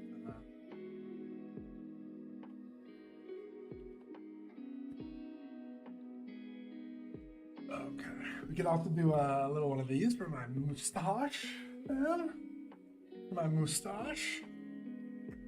Let's lock it. So we're not working on war yet. We're working on. So where we ended this myth, okay? The last myth was mother, and what happened was she went around the sun one time, and Kid Cougar says, "Good thing 3-column structure. Good thing not equal 3-body problem, or we'd be in trouble." I agree. Although the first book of 3-body problem is so fucking good from a world building perspective. Keeping in mind, Chinese literature just really struggles with characters. Like when I was reading that book, and I read big fantasy books, so I'm pretty good at keeping track of complexity, character complexity, but they were all kind of acting the same in a very predictable manner. But the actual world building of it was so interesting to me. The 3-body problem. I never watched the show. When I love a book and then I hear the show is even mediocre, I don't watch it because I'm gonna get tilted. Like I just know it, and it's not only not good. Like I get tilted and like I get frustrated, and I have a really bad experience. So if it's like Aragon or even like the Hobbit movies, like I'm out. Like I'm just not in. Ender's Game would be an example. Ready Player One would be an example of those. But let me give an update for all those who weren't here before the break about what we're doing. So I got a little distracted by the chat. So what happened is Mother Earth is awesome. She's a mom. She's a woman. She's not a mom yet. She's a daughter. And she circles around the sun. And what happens is she sees that the sun doesn't have a shadow. And that makes her ashamed of the fact that she has a shadow. And so she starts twirling in a circle, right? She starts wrapping around, and obviously we know that the planet, our Earth, does have an axial rotation like that. And it's spinning around, and she starts crying when she realizes that she can't escape it, right? And so she has these tears. And what we have is we have a collision of the different forces that we introduced earlier in the myth. I don't have time to go back to that. That was earlier than this. But in the soup, we've got sweet and we've got salt, we've got glimmer and we've got shadow, we've got awe and we've got shame. In that cosmic sort of soup, we got 2 sons are born, and daughter becomes mother. Okay, so we have 2 sons. That's all you really need to know here, is that 2 sons were just born and we don't know fucking anything about them. Okay. So let's get our new format out. So this is how I first started writing it, and then we only moved to the table once we recognized the futility of the numbered lists here. So we gotta do so remember, we do place between places, right? So every single one time that we make one of these 3 columns, we have a new opportunity to set the barriers of duality. And keeping in mind, it's monomythic that we live in a world of dualities, but that they're always constantly kind of going back and forth. So in a cosmic timeless battle, and there's also those collisions, right, in between, and that's what we're having. I'm just using both for now. I haven't quite. I think actually between could be the right word. So we have both here, but let's just call it between. Why not? Right.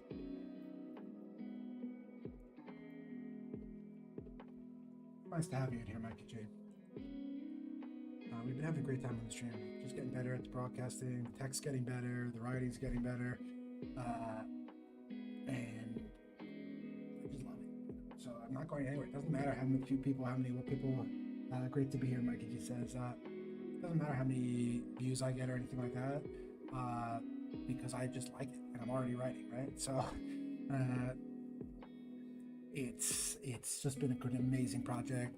The big thing I'm working on right now is figuring out vertical video clips. And I just had a whole situation where I was so ready to go with my vertical columns. I had like this whole app installed that takes what I have vertical, but now with 3 columns, it's impossible to read in a vertical situation because I need those vertical clips to try to get some growth cooking. But I don't really care, but I owe it to myself. I owe it to the project to try to grow the channel. So this makes sense, right? So we're going to say at dawn, right? So obviously that's on the day side, and at dusk. And you can start to see how the structure is working. If we go down to the bottom, or maybe I don't still have this here, but these would be one after the other instead of but they're actually simultaneous, right? And that is why that's why there's so much benefit potentially to this place between places format, the triality format. So we can say twins, 1 twin born. And why we're saying 1 twin born is that we're saying 1 at each place. We got Nick D2317. What's up, EI? Currently focusing on a work live stream, law, but here to support and check in. So good to have you here, Nick D. I hope you find it interesting. Before you check back into your work, what we're experimenting with is this radical structure. I know you're familiar with the myths already, of actually writing the poems instead of just as 1 column down, saying, having 3 columns where you have like light, dark, and then between, you have like 1, the future myths, 1 and other, and then between, right? Where to help as a tool to help tell the story. So it's radical, it's experimental. I did some research on whether it's ever been done before, has not. There is one example, the closest example, oh no, I already deleted it, okay, is something in China where they have these like kind of 2 red banners that go down with symbols, and they have one on the top where they're supposed to be read in consultation with one another. Oh snap, all myths are a triality. As of today, what happened was, and I'll give you just a quick update, is I was writing Gate and I had this idea, and then I went back and I wrote Brother first like this, before the tables. The tables help keep the lines the same height. And then I also did War. I did War and Brother, and then I was like, you know what, this is good enough that I'm going to try to do it on stream, see what people say, and push forward. So let's keep cooking. We have a lot of work to do. The chat's been popping off. This is by far the most active the chat's been, by the way. Thanks, Pam, for everyone being in here. It gets a little quiet. I trip the whole time, but it gets a little quiet sometimes, which is all right. I'm happy to be here, even when it's just me.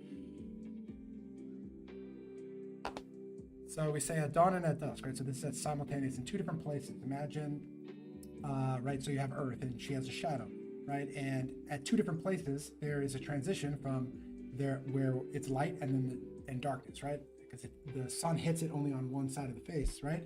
And one of those locations, the night is turning into day, and in one of those locations, the day is turning into night. And so where the night turns to day is obviously dawn, and that's going to be good because then you're going to get to be in the light right after that. And at dusk, I'm giving you a little heads up here. You start at the same place where you're on that between place, but you're about to enter night. Okay, so that's what we're saying. And we're saying that it has one form, so they're identical, two eyes.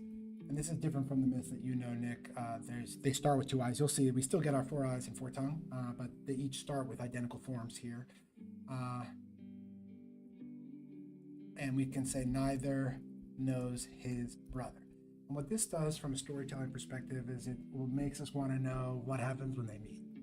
So we're building a little expectation here. I think it's good to set that early on, saying, okay, there's going to be a collision. And let's keep cooking here, team. So knows not his mother, and now we're in the center. We're going to talk about the mom's relationship to her children, and her relationship to her children is going to be identical. Doesn't matter the child, right? As mothers will say, they don't have a favorite child. They just love them. And so we're going to say mother loves.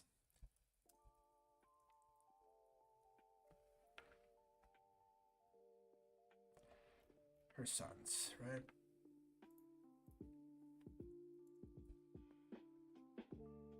I think the next line is, if I remember correctly, transfigures her water to milk.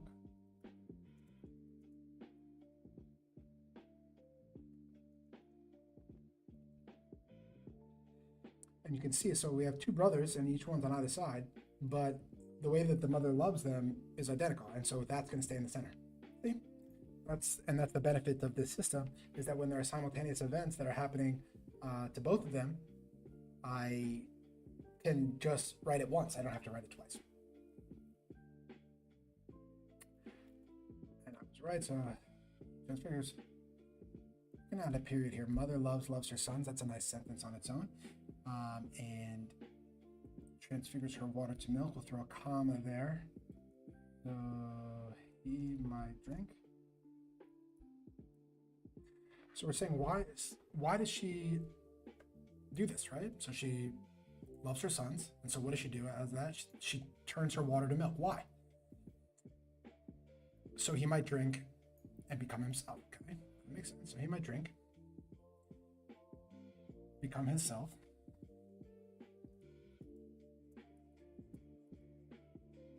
and now this is where it gets interesting, and the knowledge of the past myths will get you a long way.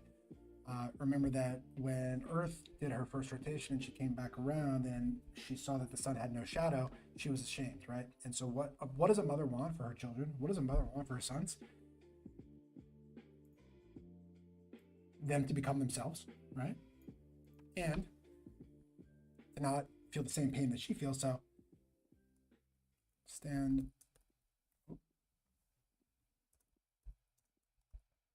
before son and know not her shame. Right, so she felt ashamed, and what she wants for them to do is for them to become who they are, or they're meant to be. Right, that's really what a mom wants. And then in addition, because her life is now defined by her shame and her twirling around by that, she would love for her sons to then become themselves and be able to stand before the sun and not have the same experience.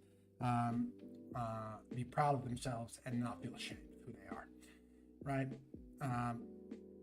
And no shame. Okay, so now what we're going to do is we're going to have some time pass here. Okay? So the way that I have time pass is like this. Generational trauma come for all of us, 100%. Like 100%. So we can say she, mother, dances. This is how it shows seasons passing and time passing is a consistent way, because time does pass and complexity emerges as time passes, always. All right, so we began with nothing, then we got something. We started with one, then we got two, right? And complexity continues to emerge even to this day. So from the very origin of the universe has only gotten more complex. It has never gotten less complex as time passes. So mother dances, and we could say down here, she twirls, comma, twirls.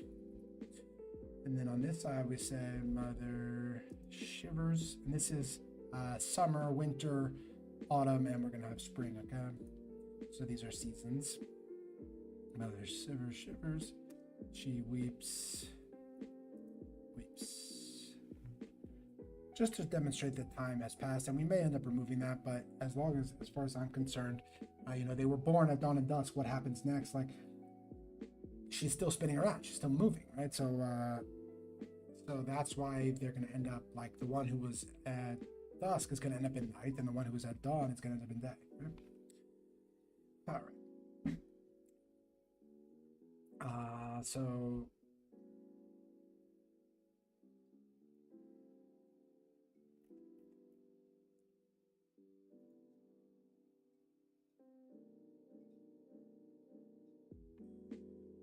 Perfect, but we're going to say morning milk is honey sweet.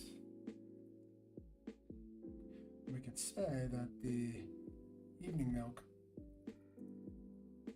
is briny bitter. And we're going to have to come back to this because I think this is too quick of a transition. We haven't made clear that one of them is in the day. So obviously, we have at dawn and dusk here, but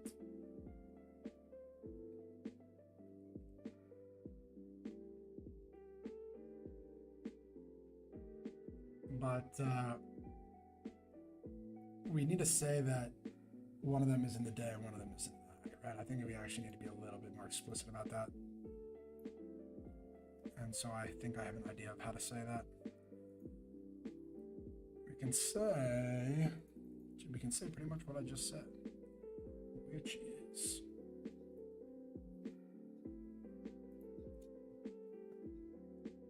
dawn becomes day.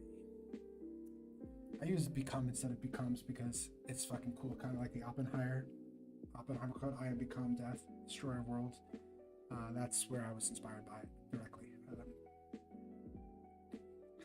Dawn become day.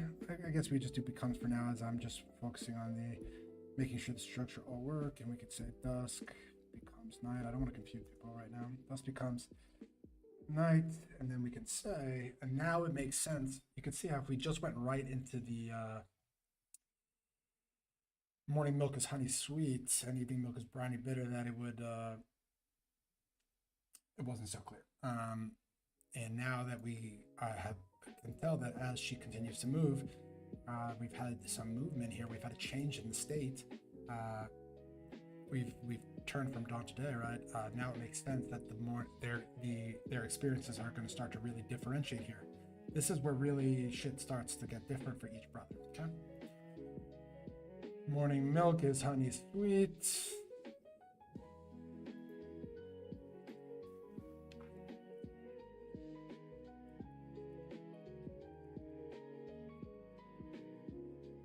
He drinks, and I wonder if I should use the word son here, like S-O-N, her son. Maybe we say her son. We haven't provided a clear noun here for who's taking action. It'll have to be parallel.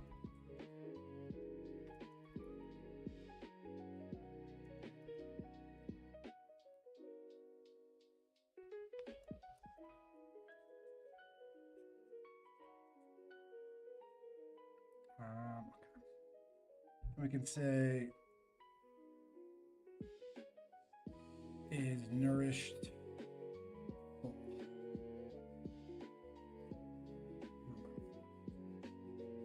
Sounds kind of dog shit. But we could say it's nourished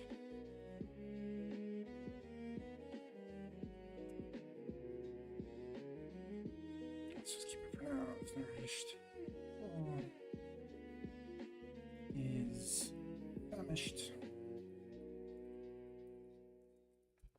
By the way, usually when I write these myths, it doesn't go this fast, right? I'm taking my existing myths and moving them into this format. I'm not, and some things need to be rewritten, but it's not. Every word gets labored over in the initial writing. So you can see nourished and famished have a nice oppositeness, but they also sound similar. Wow, we've been going for 2 hours. It's gone by so fast. We still have so much more work to do. We've just gotten started on this myth, and this is the longest myth so far. And we still have war, and we haven't even gotten to where we were actually at before we decided to do the tryout. So we're not done writing today. We have a lot to do to get us caught back up with where we were. We can't be falling behind. I came out here to Athens to do this. That's why I'm here, barely doing anything else.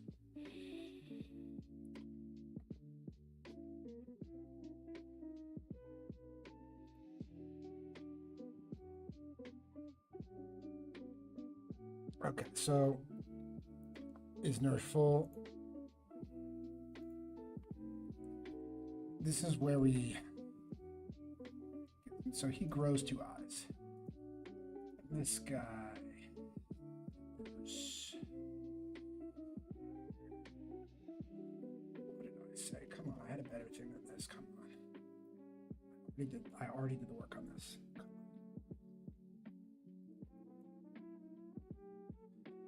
Severs 2 eyes to 4 tongues, grows 2 eyes to 4 eyes. Grows 2 eyes. Okay.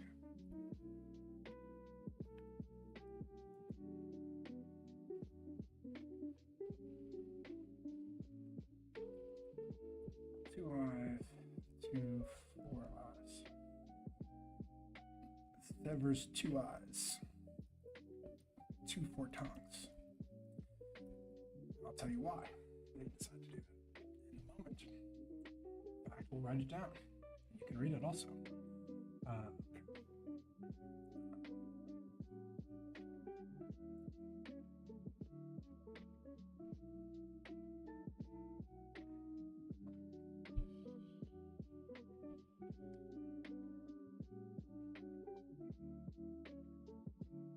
So why do they do it?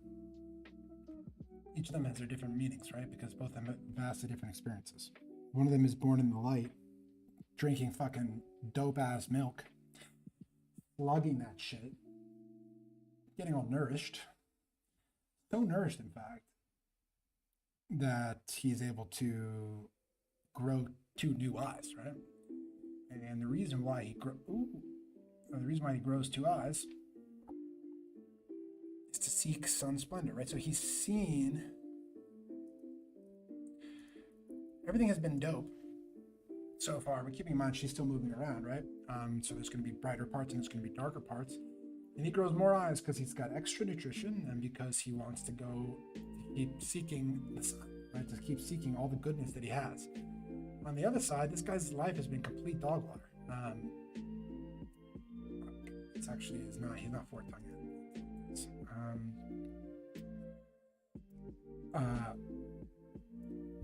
His life has been complete dog water. I think that's actually, in this case, quite the right term to use. His life has actually been dog, and he's trying to flee darkness, right?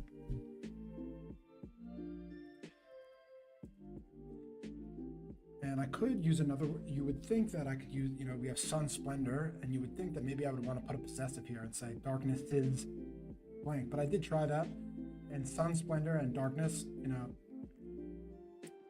I don't know, it's not perfect. You want a mirroring, right? And this has the possessive, but darkness is dog shit. So I was wrestling with that. I can't get stuck on it today, but that's not. So the goal is right now, what we have is a plan to finish all of the rough drafts of all 7 myths in the next 5 weeks by end of May, and then by mid-October we plan to have them all completely done in a very polished, poetic format, and so I can start looking at what I have and deciding how I'm going to publish it, what artist I want to hire to make, I want a cover and I want art.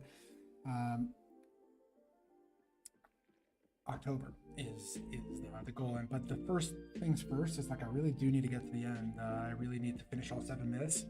The 7th myth is especially the most important one. I promise you that. You'll see that soon.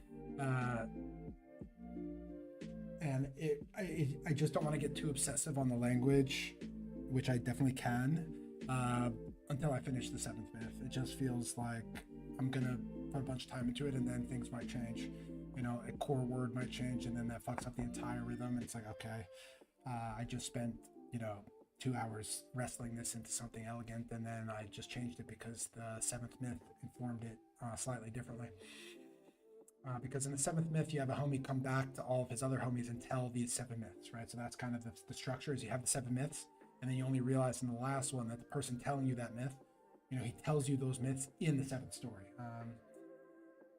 Let's continue on here. So this guy grows 4 tongues to flee darkness. This guy to seek sun splendor. I wouldn't say that that's like the most clear why you're doing something. I think, maybe he could taste, right, how to get towards sun splendor. I wouldn't say that's like my best logic here. Why he grows 2 eyes. A lot of other things just make obvious sense. I wouldn't say taking my eyes and splitting them into 4 tongues would be the first thing that I would do if I was in that situation, but it is the best logic I've been able to come up with so far. Maybe we could say, right, we could say like to taste light, but the thing is he doesn't even know that light exists.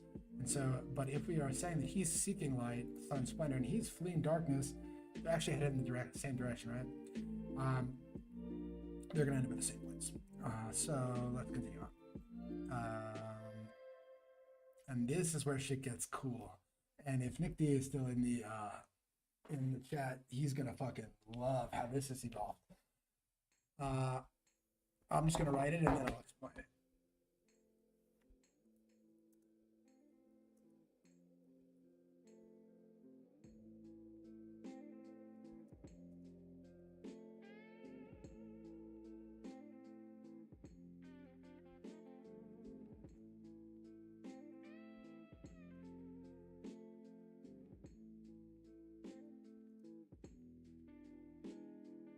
I know by heart.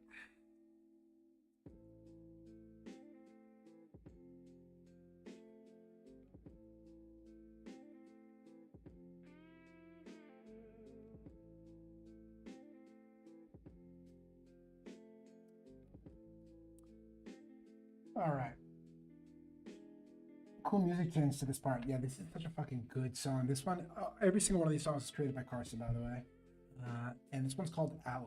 And it's fucking sick. Like, it's like little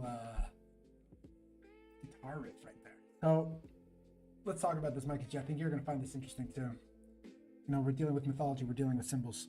And this is the first time where 2 different people want the same thing, right? So what we're saying is where 2 aspire, where 2 people want one thing, right? Where 2 people and 1 ascends. Where 2 people want something and only 1 person can get it. Aspire twists betwixt them. So now we're saying competition or battle is all represented by this idea of aspire where only 1 person can get to the top. And now we're saying to top aspire to aspire. Yeesh, that's thick. Yeesh, that's clean. To top aspire to aspire. Bro, that's clean. Okay? There's not a lot of writing like that. You mostly find it in musicals, like in Wicked. I don't know if you're to my tender heart tends to start to bleed, right? Where you're using pieces of the word. So to top aspire to aspire, brother grapples brother, and obviously those familiar even a little bit with mythology will know that the 2 brothers representing good and evil is entendis. What does that mean? Does that mean like entiendo? I don't know. What do you mean, Mikey J? But anybody who knows anything about mythology will know that the 2 brothers representing good and evil and that they wrestle. This is a common trope. Entendres. Yeesh, I can't understand. I don't know why.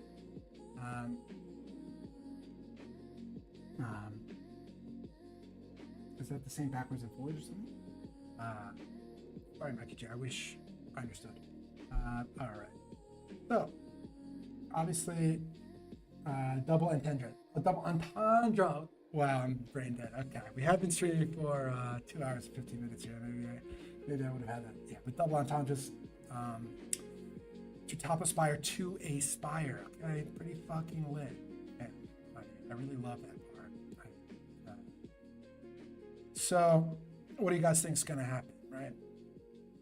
They're grappling. What do you think is going to happen? In my opinion, which I think has some weight,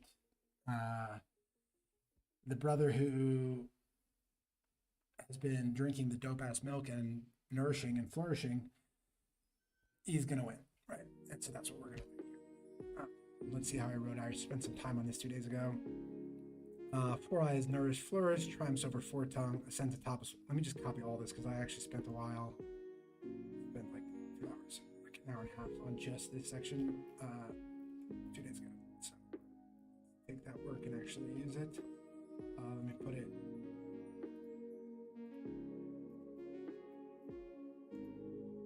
Just put it here for a sec so I can.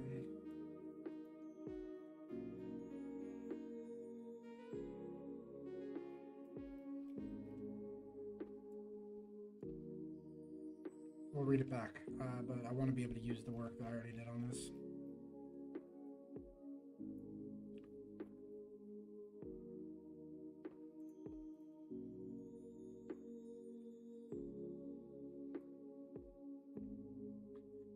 Entendre, it's a double entendre. I get it now, Mikey G.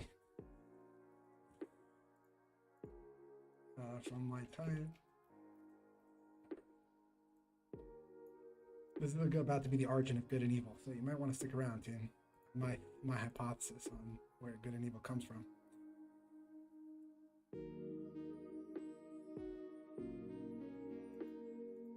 Let's write this one. I know how it works.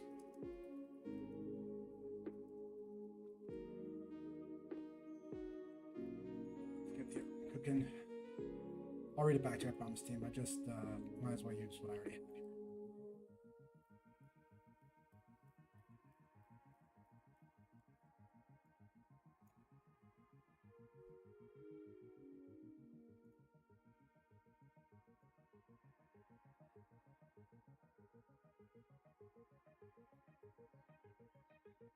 Everything mirrors.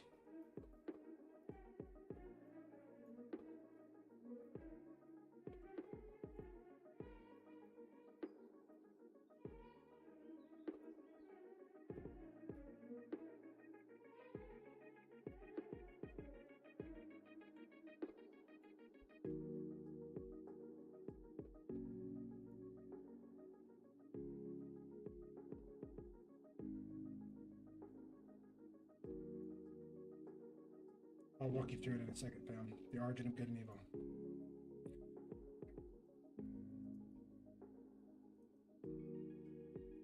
Okay. So this is what happens.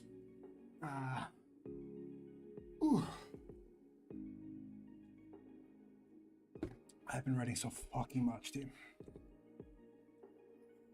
My eyes are blurry every day. Every day. Okay. So there's 2 people, they want the same thing, right? One is trying to flee darkness and one is trying to seek some splendor. And even if it's not the same words, they're trying to get to the same fucking place. They're looking for the same thing. And where 2 aspire and only 1 ascends, I think we need an only here.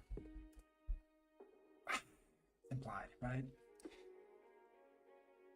And only 1 ascends, it's fine, it's implied.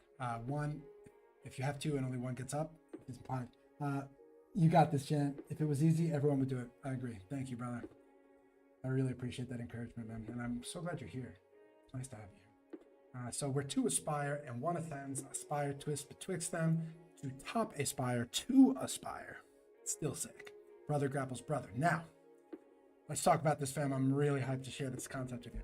So the guy on the left, obviously, he drank a bunch of good milk, so he's strong. He's going to win. So he's nourished and he flourished, and this guy's famished and frail, so he wins, right? That's where forfeit and triumph comes.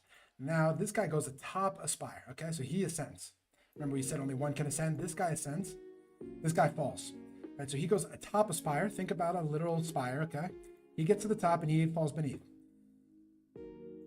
The top of the spire is called light's height, okay? From light's height, from dark depths, so from the darkest part beneath the spire, from the highest point, the lightest, brightest point, the good brother beholds, this was an important word from the last myth, beholds his twin's misfortune. Beholds his twin's fortune. Compassion aches and aches him. Compassion is goodness. Envy gnaws him. Envy is evil. Let's talk about it. It was never fucking fair, dude. It was never fair. They're born to the same mother. They are born at the same time. They are both born on the precipice between day and night. Only difference is that one is born at dawn and one is born at dusk. One is born where night turns to day, and one is born where day turns to night. And as a result of that, from that chance, from that circumstance, their entire lives' experiences have been different. And it was never fair. It has absolutely nothing to do with anything but chance and circumstance. And that's why we say the reason why he wins is that he's nourished. The reason why he loses is because he's famished, right? And what happens is, from the pinnacle, from winning, from getting what you want, the good brother, he becomes the good brother, looks at him, he meets his brother for the first time, he beholds him, and he beholds the misfortune. He's disfigured by misfortune. His eyes are all fucking twisted into tongues. And compassion aches him. He wants to do something about it. And that's what we call goodness. When you have been fortunate and you look upon those who have been less fortunate than you, and you want to improve their fortune, you're even willing to sacrifice of your own fortune to decrease the misfortune of others or to increase their fortune. Okay, let's flip to the other side.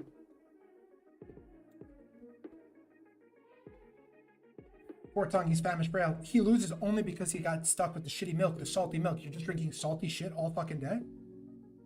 Never got to see the light. He's blind now, which matters. Now he has to fall. He never gets to ascend the spire, he just gets to fall. From the lowest point, from dark's depth. And remember, you can look back at our number 1 document. Dark is much darker than darkness, okay? Dark is singularity. Dark is as dark as it gets, okay? From dark's depth, he beholds his twin's fortune. He's saying, what the fuck? This guy, my brother, identical to me, same mother, same form, born with 2 eyes. Same time. That's his life. He's slurping down milk, ascending the spire that I wanted. He's seeking sun splendor while I'm just running away. He's trying to get more. And envy gnaws it. Now, this envy is going to metastasize into something that is even darker than envy, but we're talking about the origin of good and evil. I'm not talking about the nature of good and evil. It's more complex. And one of the core tenets of our entire mythology here is that complexity does emerge, right? And so while this is the clear origin, I'm saying, of good and evil, I am not saying that this is the entire nature of good and evil. And we're going to learn how it emerges even more moving on. But I think this is a very powerful point. It's chance and circumstance that created evil. Good and evil create the origin of good and evil. Okay? Let's keep cooking.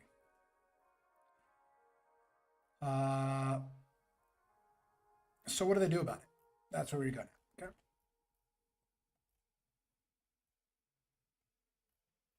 Oh, this gets cool. I'm gonna have to share this with you guys. So, what is for I do about it now that he's good?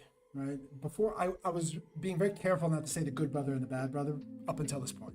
Now we can start referring to them as good brother and bad brother because they have been materially altered, elementally altered by what has happened. Okay, I'm just gonna paste all this and then clean it up, so I don't have to keep going down and up.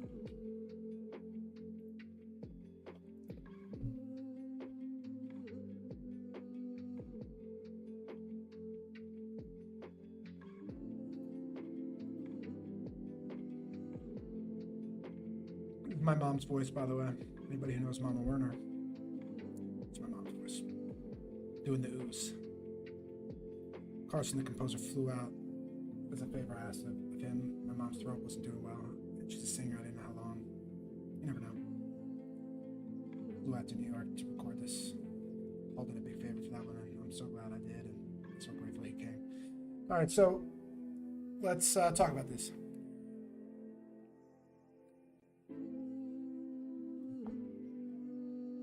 Compassion aches and aches him are a good guy. Okay? What does he do? He forgoes himself. He descends into the shadow. He's going into the shadow. He's going into the night. We may end up using the word night here.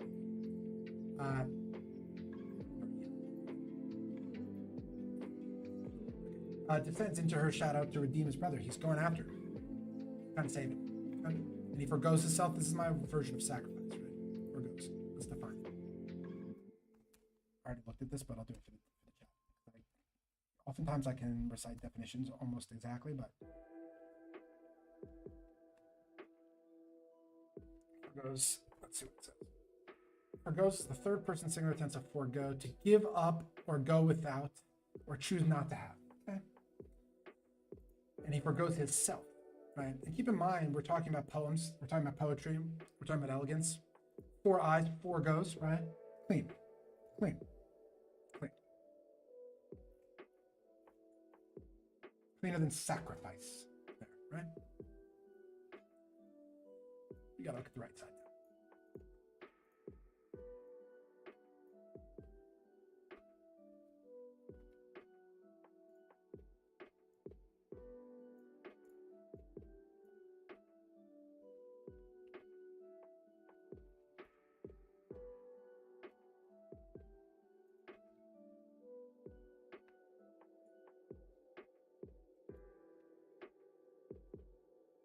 Let me just get it in there and then I'll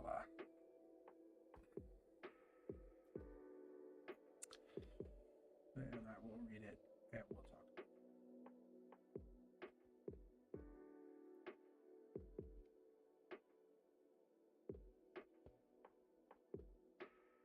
So Mikey G, if you're still in here, one of the very few things that's broken down into 3s is the like Kabbalistic principles. They formatted in like 3 pillars. I was looking for research. Is anybody doing anything like this? And most people are not. But I did find that the Kabbalistic pillars are organized in a similar way. Not the actual writing of the text, but how they organize the information on the page, which is extremely important for how you articulate, especially cross-generationally. Right? All right, let's talk about this. For I forgoed, he forwent himself. For tongue, what did he do? He forsakes. 4 and 4. Starting to see the cleanliness here, Finn. Hondo, Mikey G. Yeah, I'm glad you're still here. And yeah, so that was, there are extremely few examples of anyone who organized information like this, especially in the mythological register. There's no poetry I could find, there's no literature, but the Kabbalah does. And so we have, for tongue forsakes himself, descends below her shadow to escape himself. So what are we saying here? This guy's going in to save his brother. He's going into the shadow. He's going into her shadow. This guy's going below her shadow. What's below her shadow? We're going into the darkness of night, right? And if you were here for the very beginning, which it's all good that you're not, but I'll tell you, like the space, darkness, he's trying to kill himself. He's trying to escape himself into singularity, right? And if you enter the singularity of darkness and there's nothing that distinguishes you from nothing, then you're nothing, right? If you can't distinguish, if there's nothing and you can't be distinguished from the nothing, you're nothing, okay? He's trying to commit suicide. His whole life has been absolute dog water, and he's trying to kill himself. And so they're kind of like 2 ships passing in the night, if you feel me. If he had just stayed, maybe his brother would have got him. But they're both moving, and so they miss each other. Let's keep going. All right, what happens next?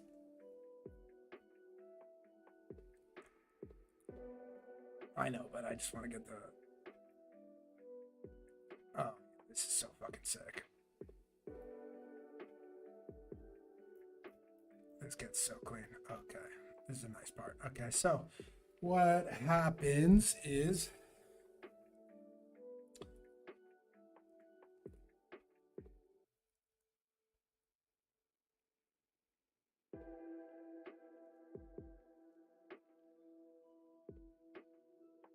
And we're in the center now because the same thing is happening to both of them, and I'll tell you why. So we're saying darkness swallows her sons, plural. Let's go back to the very first myth. When we have a black hole, darkness swallows light, right? Darkness swallows her sons. Imagine this. This guy has 4 eyes. Now he's in the night. He can't see shit. He's consumed by darkness. Now this guy actually jumped into space. Jumped off a fucking cliff. Can't see shit. Darkness swallows her sons, okay? And this is how we do it poetically. You'll like this, I think, my DJ. Darkness, that's the starting point. What happens? Gets darker, right? What's happened next? How do we clean this up? How do we demonstrate that it's getting darker and darker? That the stakes are escalating, that we're getting closer and closer to darkness, right? How do we get there? We could say darkness, that's where we start. Darker, okay. Darkest, nice. Dark. Dark is the end game, right? If we go all the way back to the first myth, at the very beginning, this is the monomythic concept that before there was anything, there was nothing. And it was a void, right? And we're calling the void dark. But this is not the end of the story, fam. Mother's gonna not let that.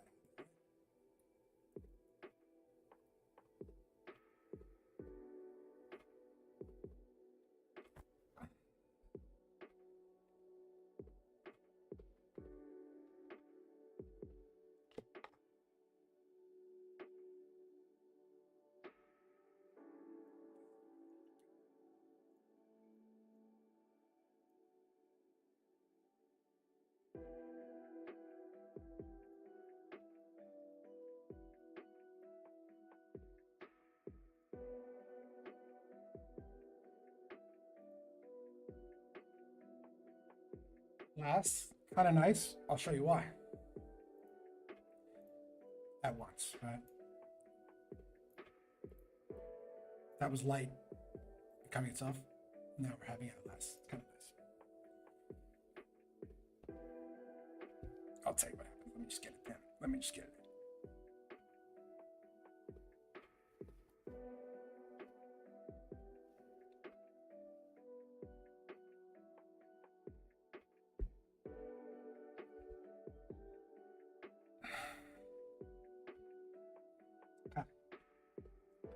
Let's review. We are almost at the end of this myth. We'll be moving on to war next, right? Once mother brother war. Okay.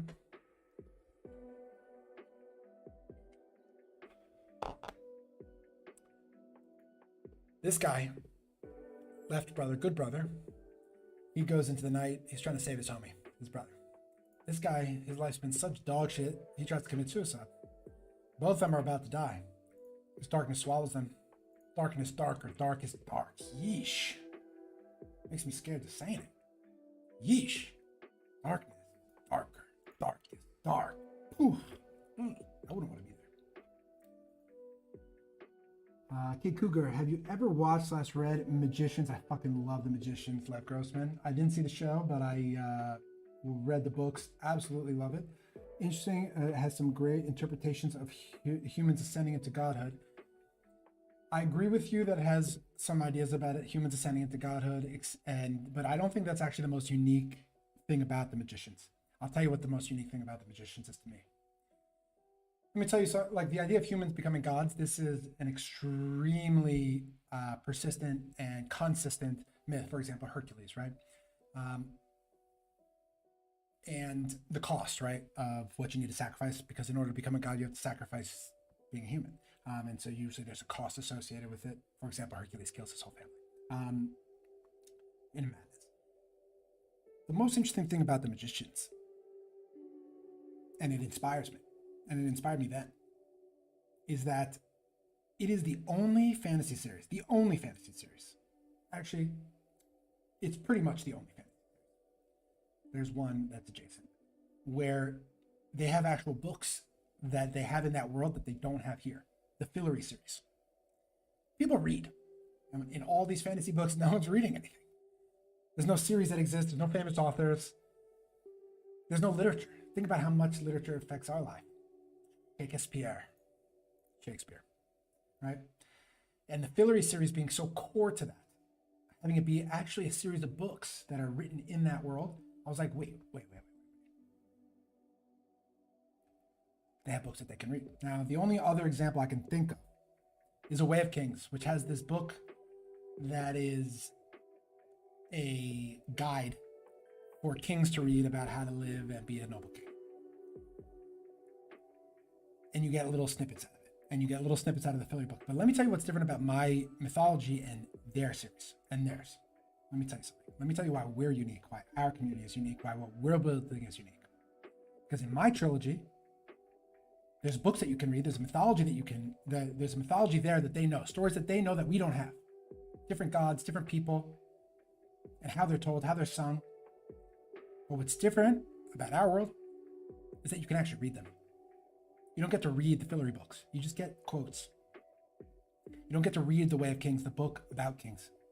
You just get quotes. For us, we don't just reference these myths. You can fucking read them. And that is the level of world building I'm trying to go, which is the GOAT. That's what I'm aspiring towards. I'm looking at some Tolkien type shit. That's what I'm aspiring towards. And I had to go elemental with this shit. I love that. Thank you, Kid Cougar. That's what we're doing here. That's because these myths, they're not stories about what happened. They're stories about what happened, is happening, and will continue to happen, right? And they're so important for defining who we are, why we're here, and where we're going. Right? What the fuck is the purpose? Does that even matter? And we really look to these foundational stories of how the universe was architected and humans created to give us insight into why any of this is even happening. What the fuck? Why is it all just a singularity void? Why aren't we just grazing like cows, just jumping on some grass, fucking as much as we can? Humans are doing much more than that. We're not just grazing. We're doing a lot more than that. So why? What summons us to do that? Let's continue. So, this is what happens. They are swallowed, right? They're about to die at the last moment. Mother empties her heart. A womb opens in her. So imagine this, you're the earth. You take out your core. I need to go on to the next sentence for it to make sense. All right. I'll show you what happens. It's cool. I promise.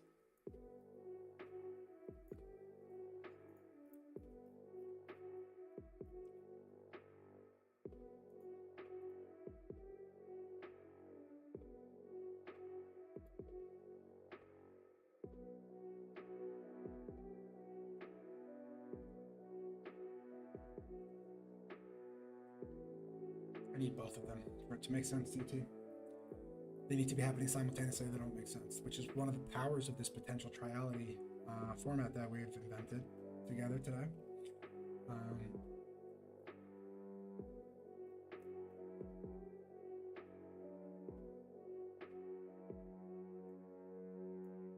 You can see how sloppy it gets. That's why I had to switch to the table format. This is all supposed to be aligned, except that because of the difference in lengths, it gets all fucked up and it's impossible to read. It was tilting me to oblivion when I was trying to read it, and it wasn't working. And I came up with the table format with Claude's help. I was like, yo, I'm tilted to oblivion. Shit. And they came up with the table format. Obviously, it looks almost too practical for myths and poetry, but it is very helpful.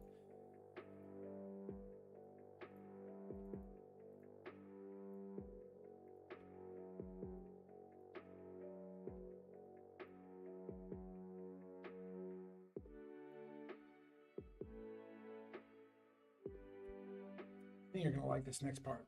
Okay.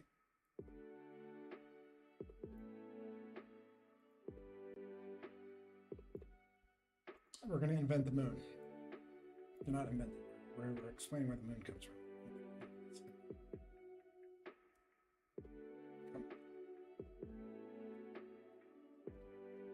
Okay. So what happens?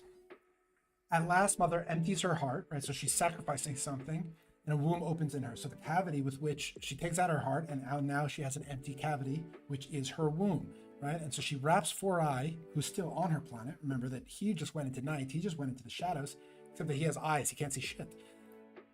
She wraps 4i in her womb, right? So before birth actually happened outside of her, like where salt and tears and everything was colliding. Now she has a womb. And his ardor, this word, it's the right word, it just doesn't sound sick. An ember air burns within her. And that's what we call the fiery core at the center of Earth. That's what we call the spirit of God, right? And an ember air is going to burn in a human, every human. Every warm-blooded creature is going to have an ember air that burns within them. That's the spirit of God, according to them. All the cold-blooded creatures have a completely different experience. And it all comes from that original difference of where they were born. What happens for them? One of them, so he gets the womb, 4i. 4-tongue gets the heart. And what she does is he's trying to commit suicide. So he needs to be sealed in his mother's heart. And his spite freezes. This is not a good language. I need something better than this. His spite freezes. A frozen heart sees the batter. So now what we've done is we've cosmogonically, that's actually the right word. Funny word, cosmogonic, but it is the right word. We've cosmogonically explained the origin of why the planet Earth randomly has an infinite fireball at the center of our Earth, which no one can fucking explain why that is. It's very odd. It's very exceptional. It's actually insane. And we're saying that the good brother is burning inside the molten core, and we're saying that the bad brother is in the moon seething around her. Okay? Not dead. They're locked in these two different spaces. One in a womb, one in a heart. Heart is outside of her. It's seething around. Obviously it orbits, right? That's the seething around. This word is also shit. Okay. We can't get caught up on that now. Wait, we'll revisit. Okay. So what happens next? It's almost over, Tim, I promise. This myth.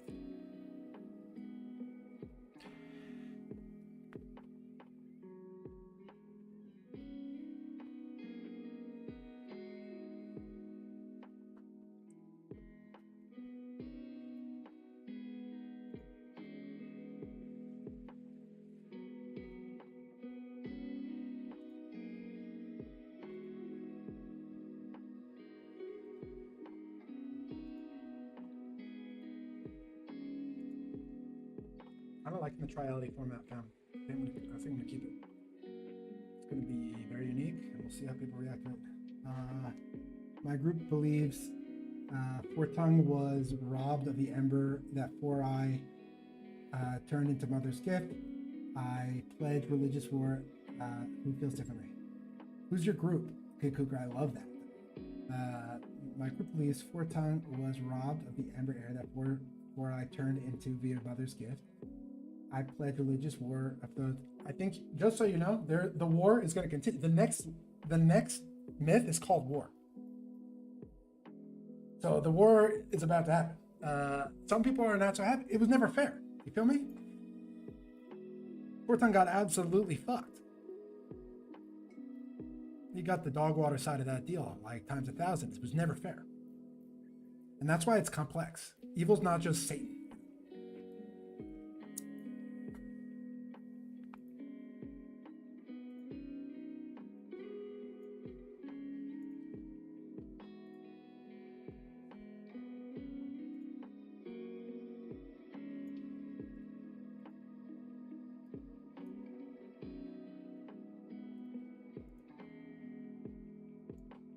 You kind of feel bad for him, you know? It's not so simple. It's not so black and white. We are the frozen, robbed of ember. I hear you, bro. Yeah, you're gonna have a team, and I'll tell you why. I'll tell you what's about to happen. You'll see it.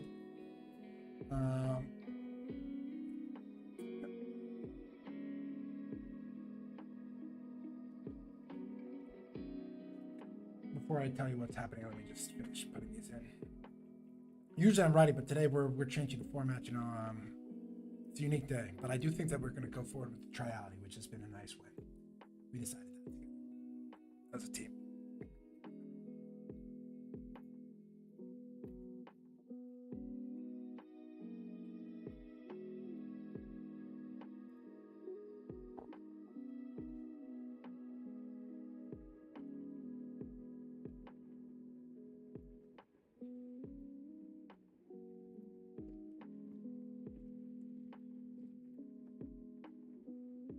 feel free to read ahead, but I will walk you through it.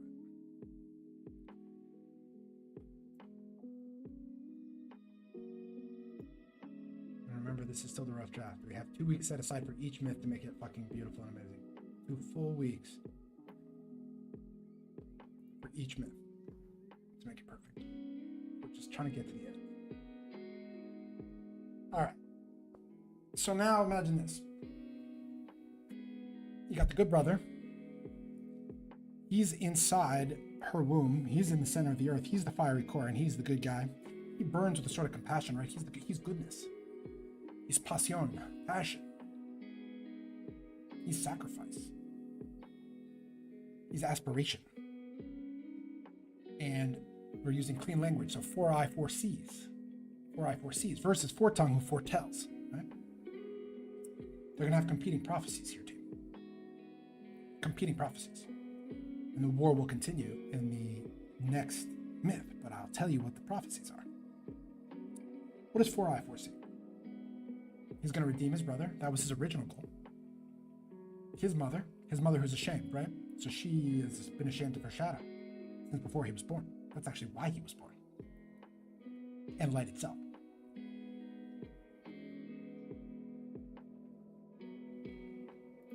And he's going to become light and light to light. So even more, not just the sun, but lights and light of light. I think it should be sun. Not light. Gives more power to light if it's only arrives at the end. What he's saying is he's going to save the fucking day. He's going to save his brother. He's going to save his mom. He's going to save the sun. And then he's going to become lights and light of light. And now if we look back, here we have light. It's like the first, most purest fucking thing. It's not until after it was sucked up by a black hole and became the primordial atom and we had the Big Bang that it becomes the sun. So he's not talking about the sun. He's talking about light. Let's talk about the other side. 4-tongue foretells, right? The exact fucking opposite. Because not only, first he was envious of his brother. Then he tried to commit suicide. He tried to escape the pain. All he knew was pain. All he was doing was slugging fucking salt water all day. And to put, to make it even worse, to rub salt in the wound. When he clashes with his brother, he gets to see what it looks like on the other side. And that it was never fair. And he tries to escape the unfairness of that. He tries to escape the agony of just how unfair it is that he's been disfigured by misfortune. Meanwhile, his brother's fucking drinking honey. Milk and honey. It's a biblical reference for those familiar with Old Testament.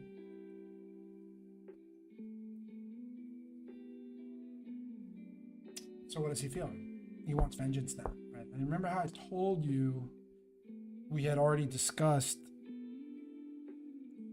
the origin of evil as envy and the origin of good as compassion. It has, metastasized. It has curdled into something way darker than that, which is vengeance. So he foretells, 4-tongue foretells, clean. He will swallow his brother, his mother, and light itself. He will become only dark. Singularity. And remember that when you have two competing ideas, when two aspire and only one can ascend, right? Obviously only one of these prophecies can come true. But we've already brought up that where two aspire, and this needs an only. Fuck it, took it out. And only one ascends, aspire, twist betwixt them. And to top aspire, two aspire. So what's going to happen is these competing prophecies are going to create spires, and there's going to be some fights. There's going to be some battles over the top of the spire. And that's going to happen in war. Okay? I'm gonna take a quick break. And we've been streaming 3 hours, but I have too much writing to do. I'm not going to be stopping. I've just been writing hours and hours and hours a day, so I'll keep going until I keel over and my eyes are too blurry to see anymore. I'm having a nice time with you all. This has been the most active the chat has been, and I'm very excited about I think I'm going to go for it, this Triality thing. I think I'm going to write a poem in a way that nobody's ever written a poem before. In fact, I think I'm going to write 7 of them. And we're going to do it together, and I don't know if people are going to like it. And you can't know until the end. And even then, you can't really know. But this is the ember air that burns in me. Every morning I want to work on this. I don't know. I'm not even writing fucking fantasy right now. I'm writing this shit. Almost 2 years now. I have some breaks of other things I wrote. But 2 years. 7 myths. This is what we've been working on. And only today did we confirm that we're going to go for the Triality format. In many ways, you could say, considering the title of the stream is the trial of Triality, you could say that we may have defeated it. That trial today. Something to feel good about. We have too much writing to do for me to stop right now. I'm going to be writing anyway, so I'll keep on stream, but I'm going to go run to the bathroom and like scarf this granola bar, natural granola bar I buy from the local spot here with some Greek yogurt. As we're in Athens, shove it in my face, and we'll be back to writing in just a few minutes here. Thanks, everyone.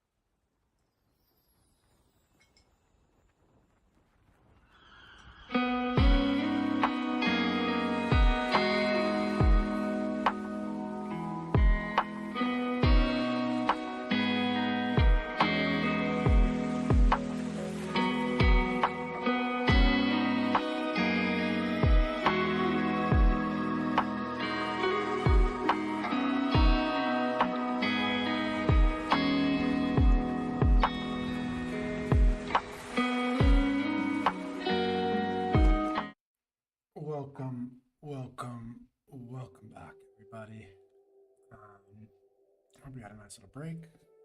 Some people stuck around. Maybe some new people will join.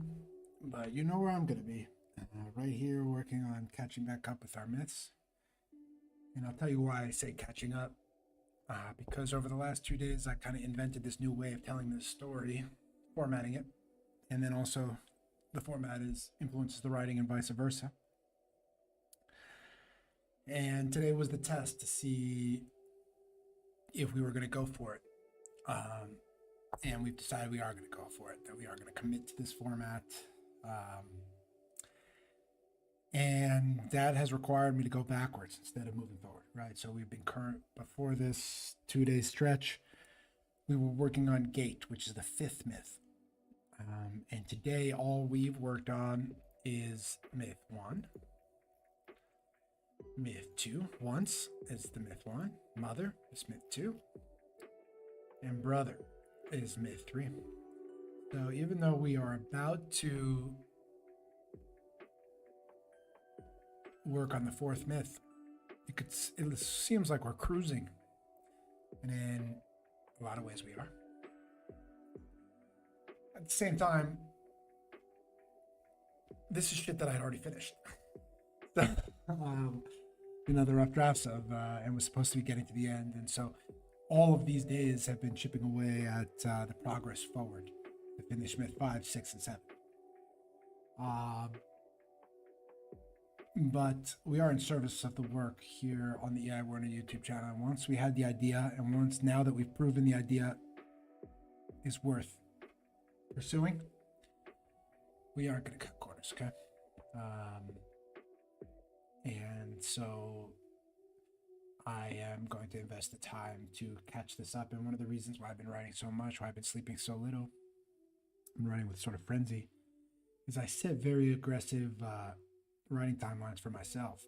And this is going to end up being like full 5-6 days of writing that I'm not pursuing those goals. And I can do a lot in 5 or 6 days. Okay? So those are valuable days of moving forward, where instead I've been looking back. Hopefully it ends up being 5 and not 6. But we're going to do it. And, this usually I write 2 hours. We're already past 3. And we're going to keep going. I am going to try to get to the end of this myth right now. I'm going to try to explain it to y'all. And I'm also going to verify that this, I was working on this very quickly this morning. Not very quick, but, I was working on this morning, but it's not so clean. We need to revisit it together with proper eye. I needed some help today, just verifying that this was working, and some of the OG and best listeners over here on the Warner YouTube channel were vibing. They were vibing, and we have passed the trial of Triality here, and now we just need to push through. We need to do the work. Okay, we need to do the work. So we have adapted myth 1, which is once in the system. We have adapted myth 2 in the system. We have adapted myth 3. That was a longer myth, right? You can see this took us some time. Let me get rid of all this shit. Fuck. You gotta do it like this. I know the quirks of Notion. Give me a sec. King Kiba. Big is Jen. Thank you so much for swinging by, King Kiba. I really so appreciate you being here. We've been going at it all day, and we're not stopping just yet. So you made it just at the perfect time. Whatever time you arrived, that's the perfect time. We have rewritten 3 of the myths in our unique Triality format, and I'll explain to you what that is. What it means is, instead of just writing a poem, usually a poem would just sit on the left. It would be justified on the left side. Oh, Kia, let's fucking go, my guy. Thank you so much for coming, man. It really means so much. Kid Cougar, as a new reader with no context, will it be obvious to read the 3 columns in correct order? I think we're going to go left. I think by nature, you're going to read left to right. And I think if things are at the same level of, right, obviously, when you read down across a page, things happen in sequence. They're going to happen. Time is going to pass. And I think that it should be clear that if these are both on the same line, that they're happening at the same time, that they're simultaneous and not sequential, right? And so the idea is that you will read left to right, um, just just as you normally would, and it should work. It should work, and we have proven that. I promise you, it works.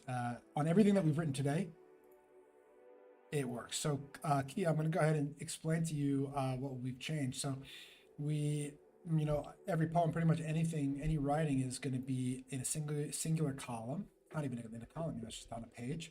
It's going to be left justified, and it will you write left to right, and then when you finish a line, you go down. What we've decided to do, we're talking about myths, we're talking about epic kind of concepts, and I really do believe in it's all just one story essentially, like True Detective season 1. Russ Cole says it's just one story, light versus dark.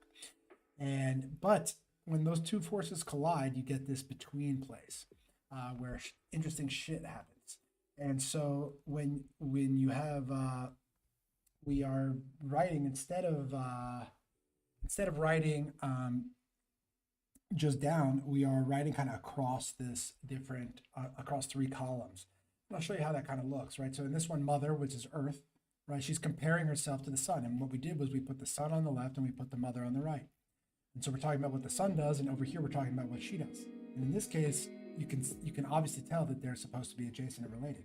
Now, when I was writing it before, one would be after the other, and you would think that they were in sequence, but they're not in sequence. They're happening at the same time, especially here, right? So this is brother. We have 2 brothers born. One is born where night turns to day, that's dawn. One is born where day turns to night, that's at dusk. It happens at the same time. And if I'm just writing down, no matter what, one of them has to go first. Whereas here, they don't. And so whenever both would be identical, we use this middle column. And this has never been done before.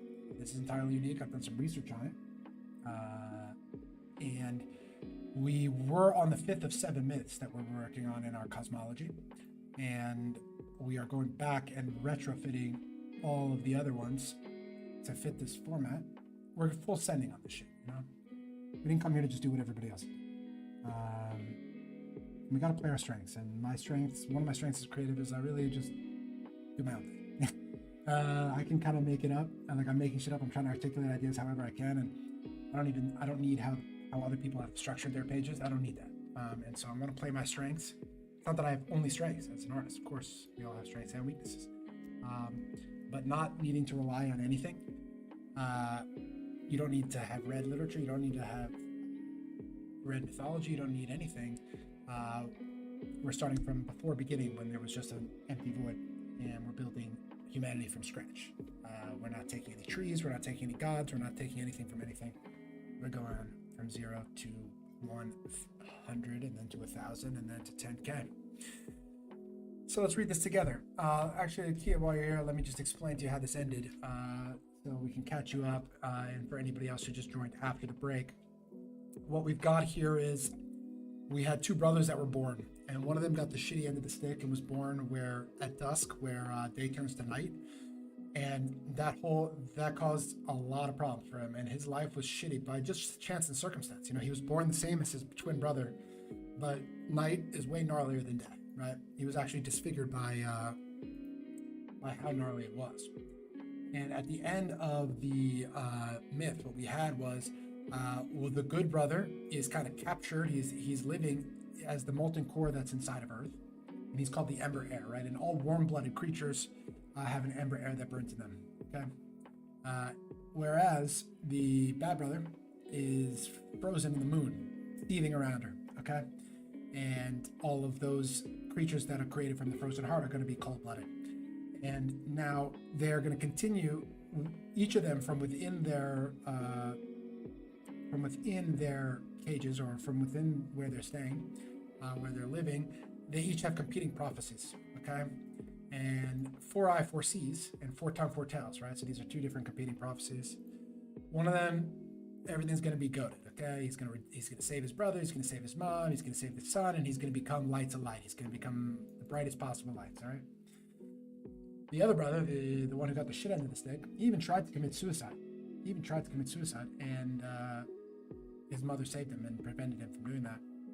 And so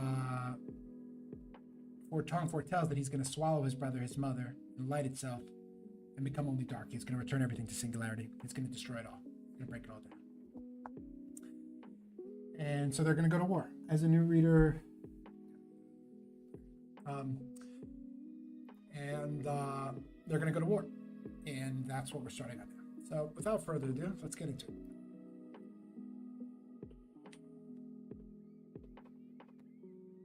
All right. So we just discussed from Ember Air, right? That's that fiery core of Earth. It has a masculine energy because he was a brother. And Sweet Waters, we discussed in how it's feminine, right? So Earth is a planet, feminine planet full of water, right? And she has both salt water and sweet water. These are her tears, and this is what she was born with. And so from Ember Air and Sweet Waters, 4-eye forms 8-paw to see that he foresaw. Let's walk through that again. Make sure you follow. From the fiery core, masculine, and the waters, feminine. 4-eye, that's the brother, the good brother. Forms, 4-eye forms, again, nice, clean. We love that. 4-eye forms, 8-paw. So this is going to be his first avatar, right? And why does he form 8-paw? To see that he foresaw, which means to fulfill his prophecy, right? On the opposite side, at the same time, simultaneously, not in sequence, from Frozen Heart and Seething Tides, right? So in this case, we have the moon from Frozen Heart, not the Emperor. Seething at the tides. Obviously, the moon controls the tides because of gravity. It literally pulls at the water. From Frozen Heart and Seething Tides, 4-tongue forms Lone Fang. So that's going to be his avatar. Why is he forming him? To tell that he foretold. Fulfill his prophecy. Okay. So now we have two avatars, okay?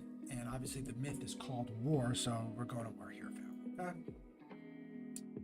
Okay? 8-paw aspires to slay Lone Fang. That's what he wants to do. He wants to destroy the person who would, if he wants to fulfill this prophecy, he would need to slay the person who is actively engaging with and aspiring to fulfill a distinctly antagonistic prophecy. They are not mutual. You cannot.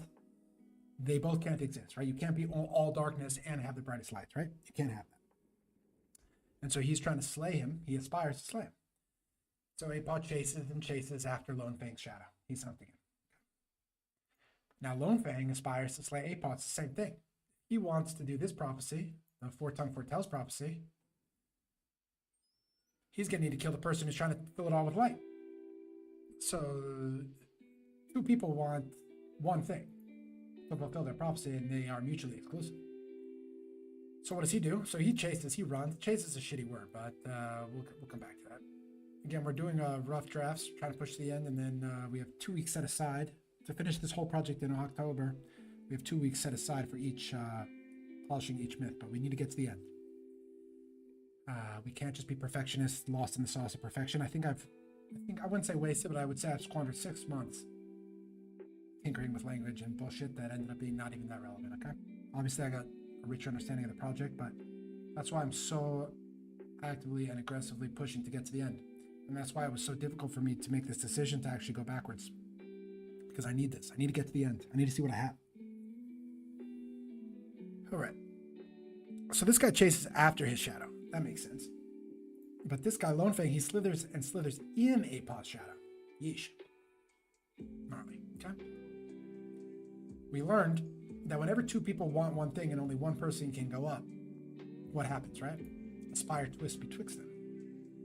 The top aspire, 2 aspired. Right? So this is where we learn that. Where 2 aspire and only one ascends, aspire twists betwixt them. To top a spire, to aspire. Brother grapples brother, okay? I think that line is so good, we should just honestly bring it back here, and it also gives it more context. So what we need to do, this is a long ass myth. I hope I have juice to finish it today, but man, we've already been going 3 hours. And I was writing before this. to get ready. Okay. So what I need is this. Okay.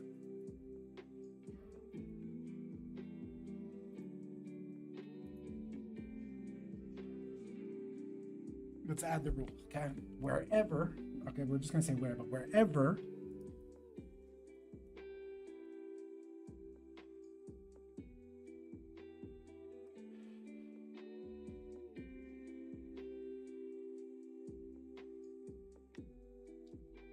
And only one ascends. Wherever two people are on one thing, and only one person can get it, this is what happens, right?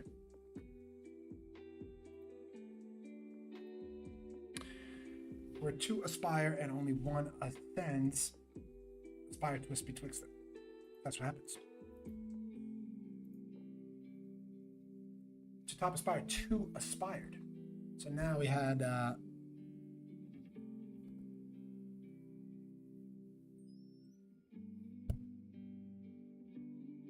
it's not fully parallel with the last myth. What I'm trying to say is this is where it gets a little complicated. All right, in some ways it's identical to the last myth. Two people aspire for one thing and then they're going to fight. At the same time, I kind of have a sequence that's supposed to happen here where this homie is going to get to, this guy's supposed to be APOP, where this homie is supposed to get to the top.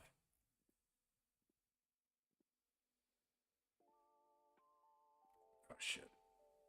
Guys, I think I'm a little tired. I botched that, but we got this.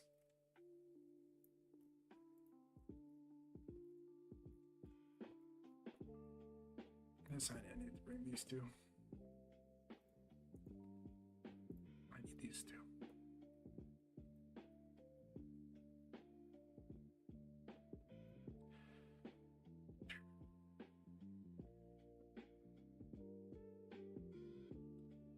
Apologize if my explanations and broadcasting get a little gnarlier as I get more and more tired. My eyes get blurrier, but we keep going.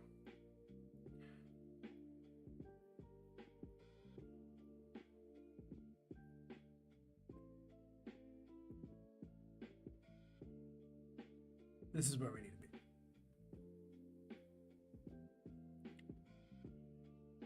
They're both chasing to kill each other, right? And we've already proven that where two aspire and only one can ascend, aspire twists between them. Aspire is a symbol. It represents competition.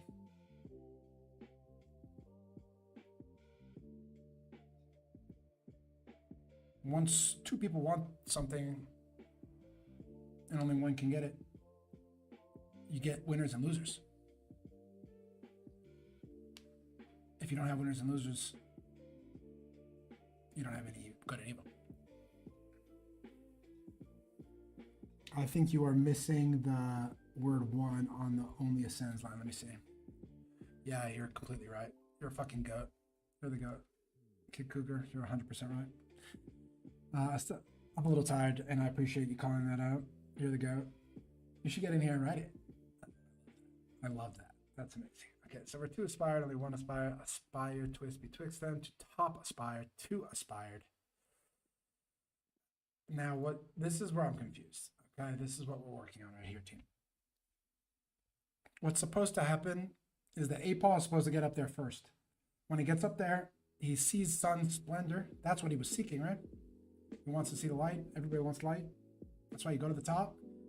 There's a moment where he's rapt, right? And rapt is a very interesting word, R-A-P-T. Imagine rapture, right?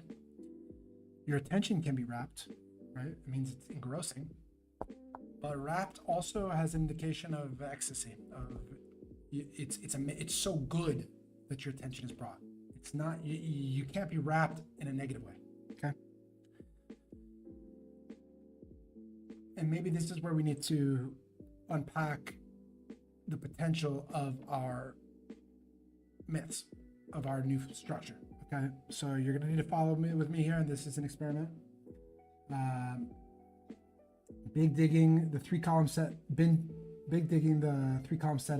The more I read and watch, the ability to see two actions at once is next level. I appreciate that, Kid Cougar. You're the fucking goat, and I think it's working too. I really do. I really do think it's working. And I'm quite excited about it. I know it don't maybe seem that way, but I am excited about it. I just have it just has created a lot of work for me. So I feel a lot of pressure to catch back up with where I was using this strategy, but it's also cool to release something that nobody's ever fucking done before, right? A lot of people have written poems, and some people have written mythology. Not a lot of people, no one has done it this way. And 0.0 number of people have done it. And I want to work on this thing with you right now, Kid Cougar. Okay, so to top aspire, to aspired, to aspired. So before we have brother grapples brother, right? But I want to do actually a different thing. Let's have a sequence where we kind of go back and forth, where things happen not at the same time. Right, so let's say 8 paw ascent.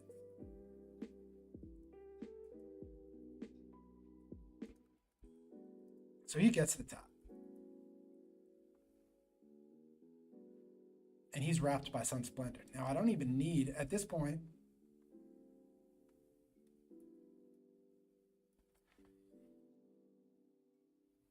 so let's read it like within the new format, right? So what I'm saying is we're to aspire and only one ascends, aspire to between them, to top aspire, to aspired. What I'm saying here is he gets there first, right? If it's not on the same line, it's not simultaneous, it's sequential. Which is kind of what I want. Because in my mind, what happens is that this guy is weight. You know, he's in his shadow, right? So if we look up here, he slithers in 8 paw shadow. He's a step behind it, right? He's hiding right there. And so if we can wield the full power of our, you know, it's a little confusing in some ways. If someone was just reading, they're like, what's going on? Why is this over here? Whatever. But for those of us who actually understand it, what you can see is that a sequence happens, right? Because each time you go down, obviously time has. And in this case, 8 paw ascends first. Now, the question is Lone Fang doing anything while that's happening? I'm not sure. Is he stalking? Is he waiting? You know, do we need to make that clear? Because they have been mirroring so far. Theoretically, like we could do something really artistic, and we could have, you know, everything with Lone Fang is pushed down one bar, right? Because he's in the shadow. And if you're in the shadow, it means you're right behind, right? You're right after him. But it's just too complicated for me to do that right now, but that's a sort of tool that we have, right? That's a new tool that we've just created for ourselves, where if he's in the shadow and he's just, it's mirrored, but it's one off.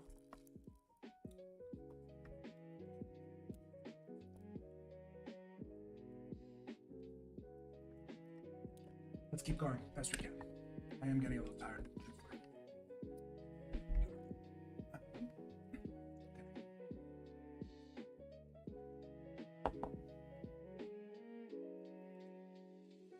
I'm going to keep it like this. I'm not going to include anything here, but I do think that we may want to put a placeholder here. Okay? That Lone Fang may do something. He may wait. He may stalk, right? He's going right up to the top. He needs to be kind of lingering, but I just don't have the brain power left to find the words for that. But we do know, Kid Cougar, you and I know we're going to probably have to put something there. Why is he waiting? You know, he's waiting for that moment of vulnerability where he's wrapped by Sun Splendor, and then he gets eaten, okay? Absolutely wrecked, okay?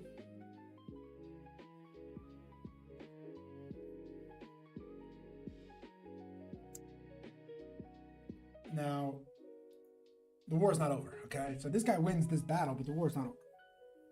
The war is not over. And I want to show that time passes. So what am I going to do? If you remember, we've already created a way that time passes. I'll remind you, for those who don't know. Don't worry, I got your back. Happens, I think, does it happen in Mother or does it happen in Brother? Happens in Brother. What we had is, when time passed, this. Remember? Mother dances, she twirls. Mother shivers, she weeps. Remember that this is summer, this is winter, this is autumn, and this is a rainy spring. So time passing, right? And dancing, imagine like going around in an orbit, right? whirling, imagine her axial rotation. The shivers, there's a vibration. So time is passing.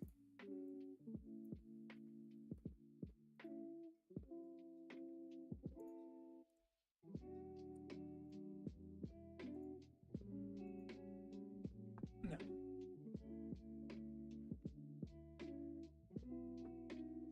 What happens? 4i is going to make another form to fight the war. Right? So time passes, he's going to need another homie to fight the war. And I'll explain to you that, and then I'll explain to you the question that I just thought of, but I need to explain it out loud, where it may not work. Not work, but it needs to be wrestled through. It doesn't work as is. The format creates a gap in storytelling that we need to fill. So remember that we have these two competing prophecies, that we have a war going on, two people who want one thing, okay? And what happens is that we're going to, 4i is going to make another avatar, right? So he's going from Ember, Air, and Sweet Waters. This is a repeat of how Apal was born. 4i, 4 has 6 wings to see that he foresaw, right? To see that he foresaw is to fulfill his prophecy. Fine. The issue, Flashbird. Kid Cougar, sorry. The issue is, do the Seething Tides from Frozen Heart and Seething Tides 4-tongue form into Lone Fang, is he going to make another one? He's going to make another creature. Like, why would he not? Like, when we were doing it in sequence, I didn't have to come up with it, right? Obviously, Lone Fang is still alive. Obviously, he's still alive, right? So this guy still has an avatar going after his prophecy. He does. He's not out there without an avatar. He's not stuck, right? Whereas it makes obvious sense that 4i is going to have to make another one because his guy just died.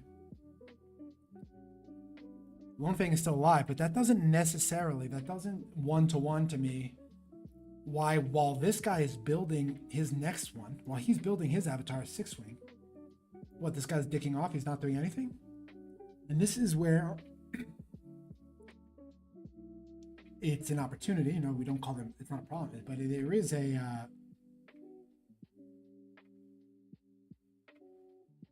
like, what happens? So let's think about it. Does he make another creature? Does he get to the top of the spire and wonder what is next? Apod dies, but Mother supports the next of kin.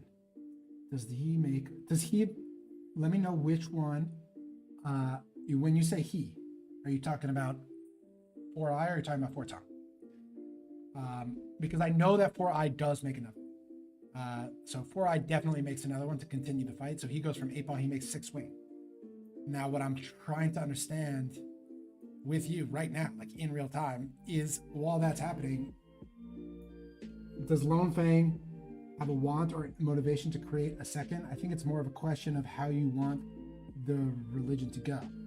I think that if we think about the religion, right, and we think about the mythology, Lone Fang equals top of spire, Y top of spire equals want to create more. And so I'll answer this question. I understand your question. I also have a very clear answer.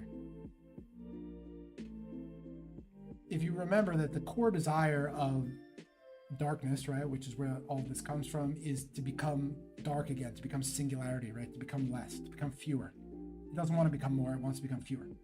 It wants to be all swallowed into one. Keeping in mind the nature of light was to be and become. It wants to, and then ultimately the sun was to be and bestow. And it wants complexity to emerge.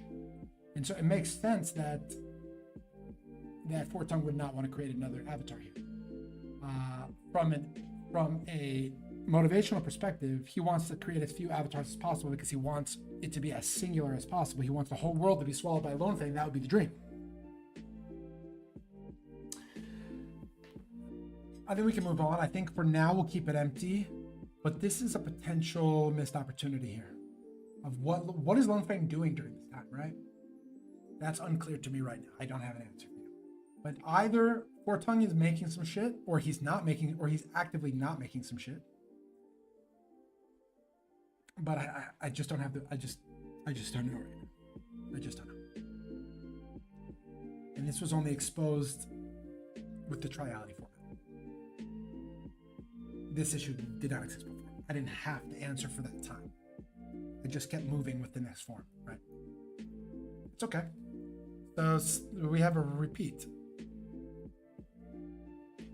of exactly what happened last time, but now we need to, since we have a repeat, right? So essentially, Six Wing and Lone Fang, they're aspiring to kill each other. This guy's flying instead of chasing. This guy's still slithering. He's sitting in the shadow. This guy's chasing after him. Aspire twists between them because they both want the same thing. To top Aspire, two aspired. Need this at light tight. Or at least it needs to go here. And then this would go here. Let's just make sure that it's mirrored to what came before it. The exact same experience that it's the exact same experience that APA had, right? Where we have the two here. This is what APA's experience is, and he was just waiting. We could say something like Lone Paw stalks. He's waiting, but we're not doing that today. We're just trying to get to the end, but we could do something like that, and it's likely that we will. But for now, we're just wielding the absolute maximum of this to show this happens, and this happens, then this happens. Okay.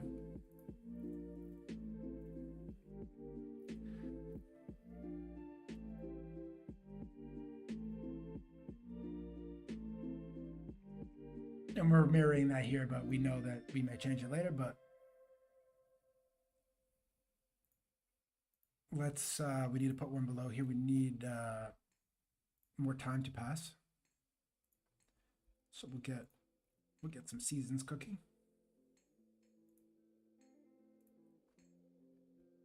Oh, come on.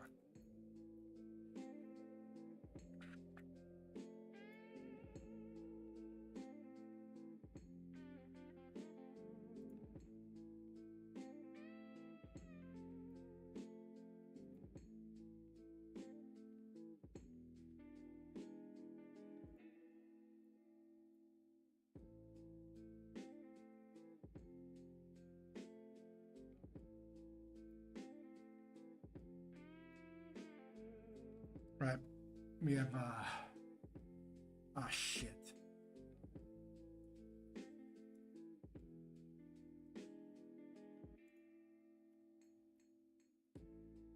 I need this one.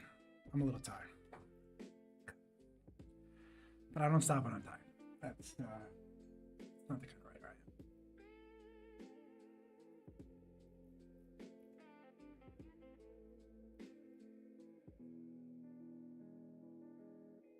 That's not where it goes. It goes here. Oh my god, I just misclicked again. Sorry,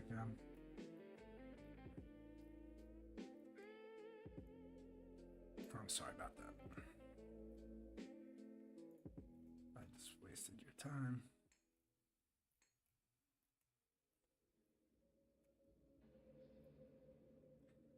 We did it. A copy and paste. Maybe took us 3 times to copy and paste a line, but we did do it. We did get there. Okay, so time passes. Okay. And once again, Kid Cougar, we've created a vacuum here where Lone Fang is either doing something or not, and Four Tongue is either doing something or he's not. And I haven't made a decision on that. And I don't feel like I can today. But I am aware of it, and you are aware. So we'll get it done on the revisit.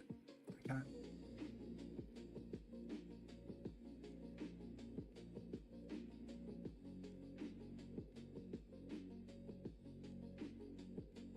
This shouldn't be in the center here. I'll explain to you what happened next.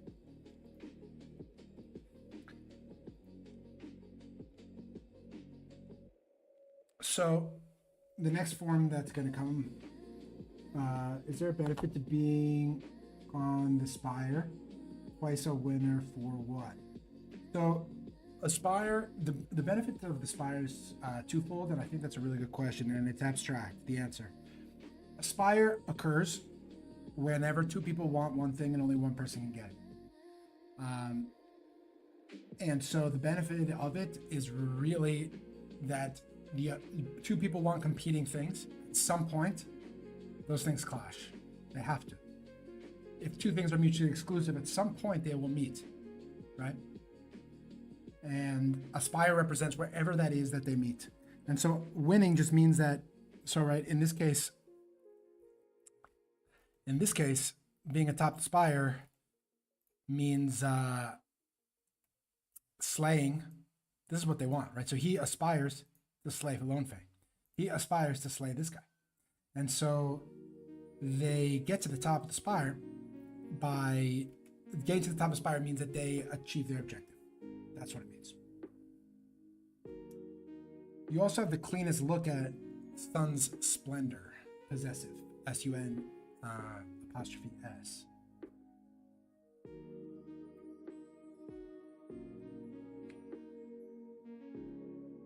So, flash, but what happens next?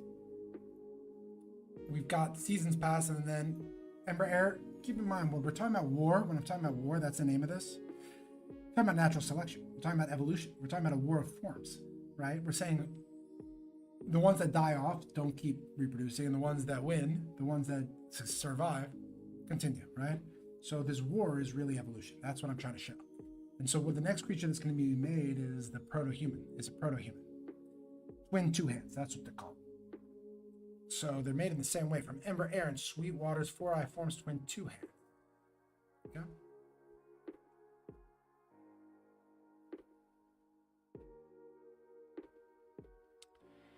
To see that he foresaw, same thing. To fulfill his prophecy. Twin two hands, comma, one and other. Hold one another. Kind of nice.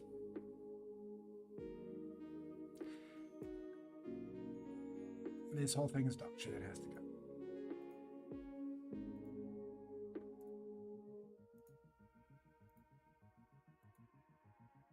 And is this the first thing I want to say about them? I'm not sure. Definitely need to say something about them, but I'm introducing them out here. Twin two hands, comma, one another. That's who they are. What do they do?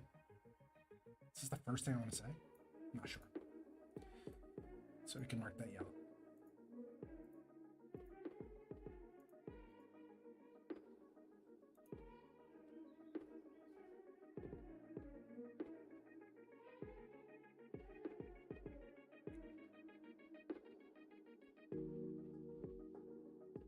So what do they aspire for? To slay Lone Fang, right? Same as before. It's going to follow the same path as the other ones. Up until it doesn't. They want to kill each other. This guy is reaching and grasping after his shadow. This guy is slithering in his shadow, okay? Same as before.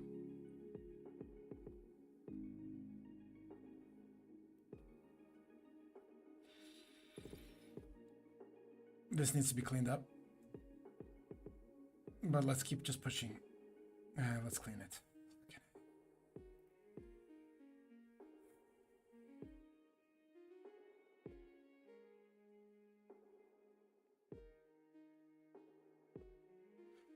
My eyes are getting blurry, man.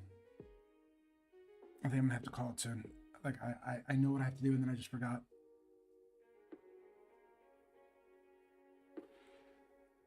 Shit.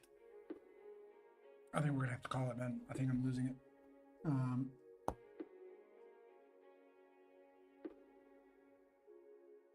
Yeah, my brain's not really working. We didn't achieve all of our goals. But we did achieve our most important goal. In the trial of Triality, we didn't defeat. Call it, do it. Thanks, Kid Cougar. Let's reflect on a second. I'm done writing, but let's just take a second. It's been a nice stream in a lot of ways. We had our most active chat by far. Kid Cougar got deep into understanding actually what the fuck I'm talking about, including the format. Triality is working. Huge W. We're committed. We're going for it, too, despite the extra work that it's creating. we're going to go for it. Now, that's a huge win. We were able to update once, mother and brother. We were able to find a way very elegantly navigate through it. And of course, it's going to get modified and updated, especially on that final polish run. Like I said, each myth is going to have 2 full weeks for polish. Dedicated, focused polish. And these are not that many words, right? So 2 weeks working on just the polish of one myth, like it's going to come out clean, okay? Just trust me on that.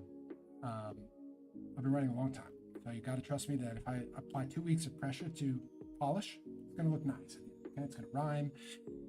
There's going to be metaphors. There's going to be double entendres. There's going to be internal rhyming. Okay, like I'm going to bring all my poetic skills to those during that period of time. And we got through the first 3 myths, and then we're here at War, which is a much longer myth and is much more complicated. And we got a little stuck. It's I wouldn't say necessarily stuck, but there are new questions have arisen. I'll remind you of what some of those are.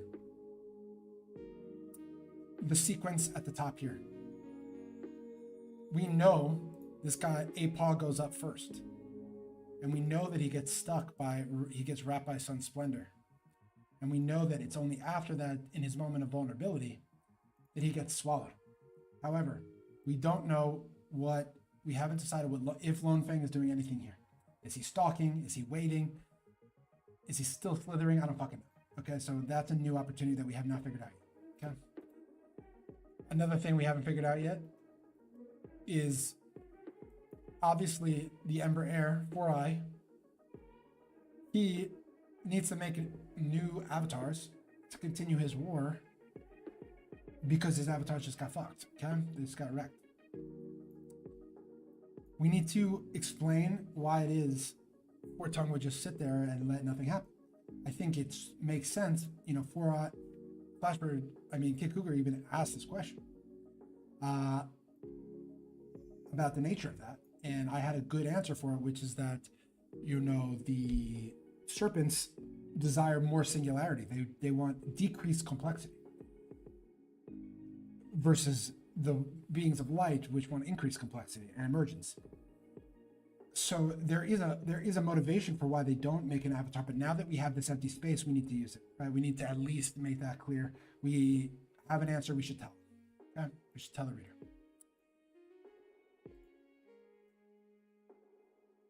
And those are the 2 that we've learned. We still haven't finished this myth yet, so I can't tell you what else is going to come up. This is all pretty raw. I was just learning the table format before we came on live today. Like, this has been all this week. It was since Sunday afternoon after stream that I started working on this, that came up with the idea, and it's been nonstop since. So we are going to need to, I'm going to be working on War on my own term, and getting them into this format. I'm not going to be able to have it finished today. I hope I should have it by next stream, which is on Sunday, to share with all of you all everything that we accomplished and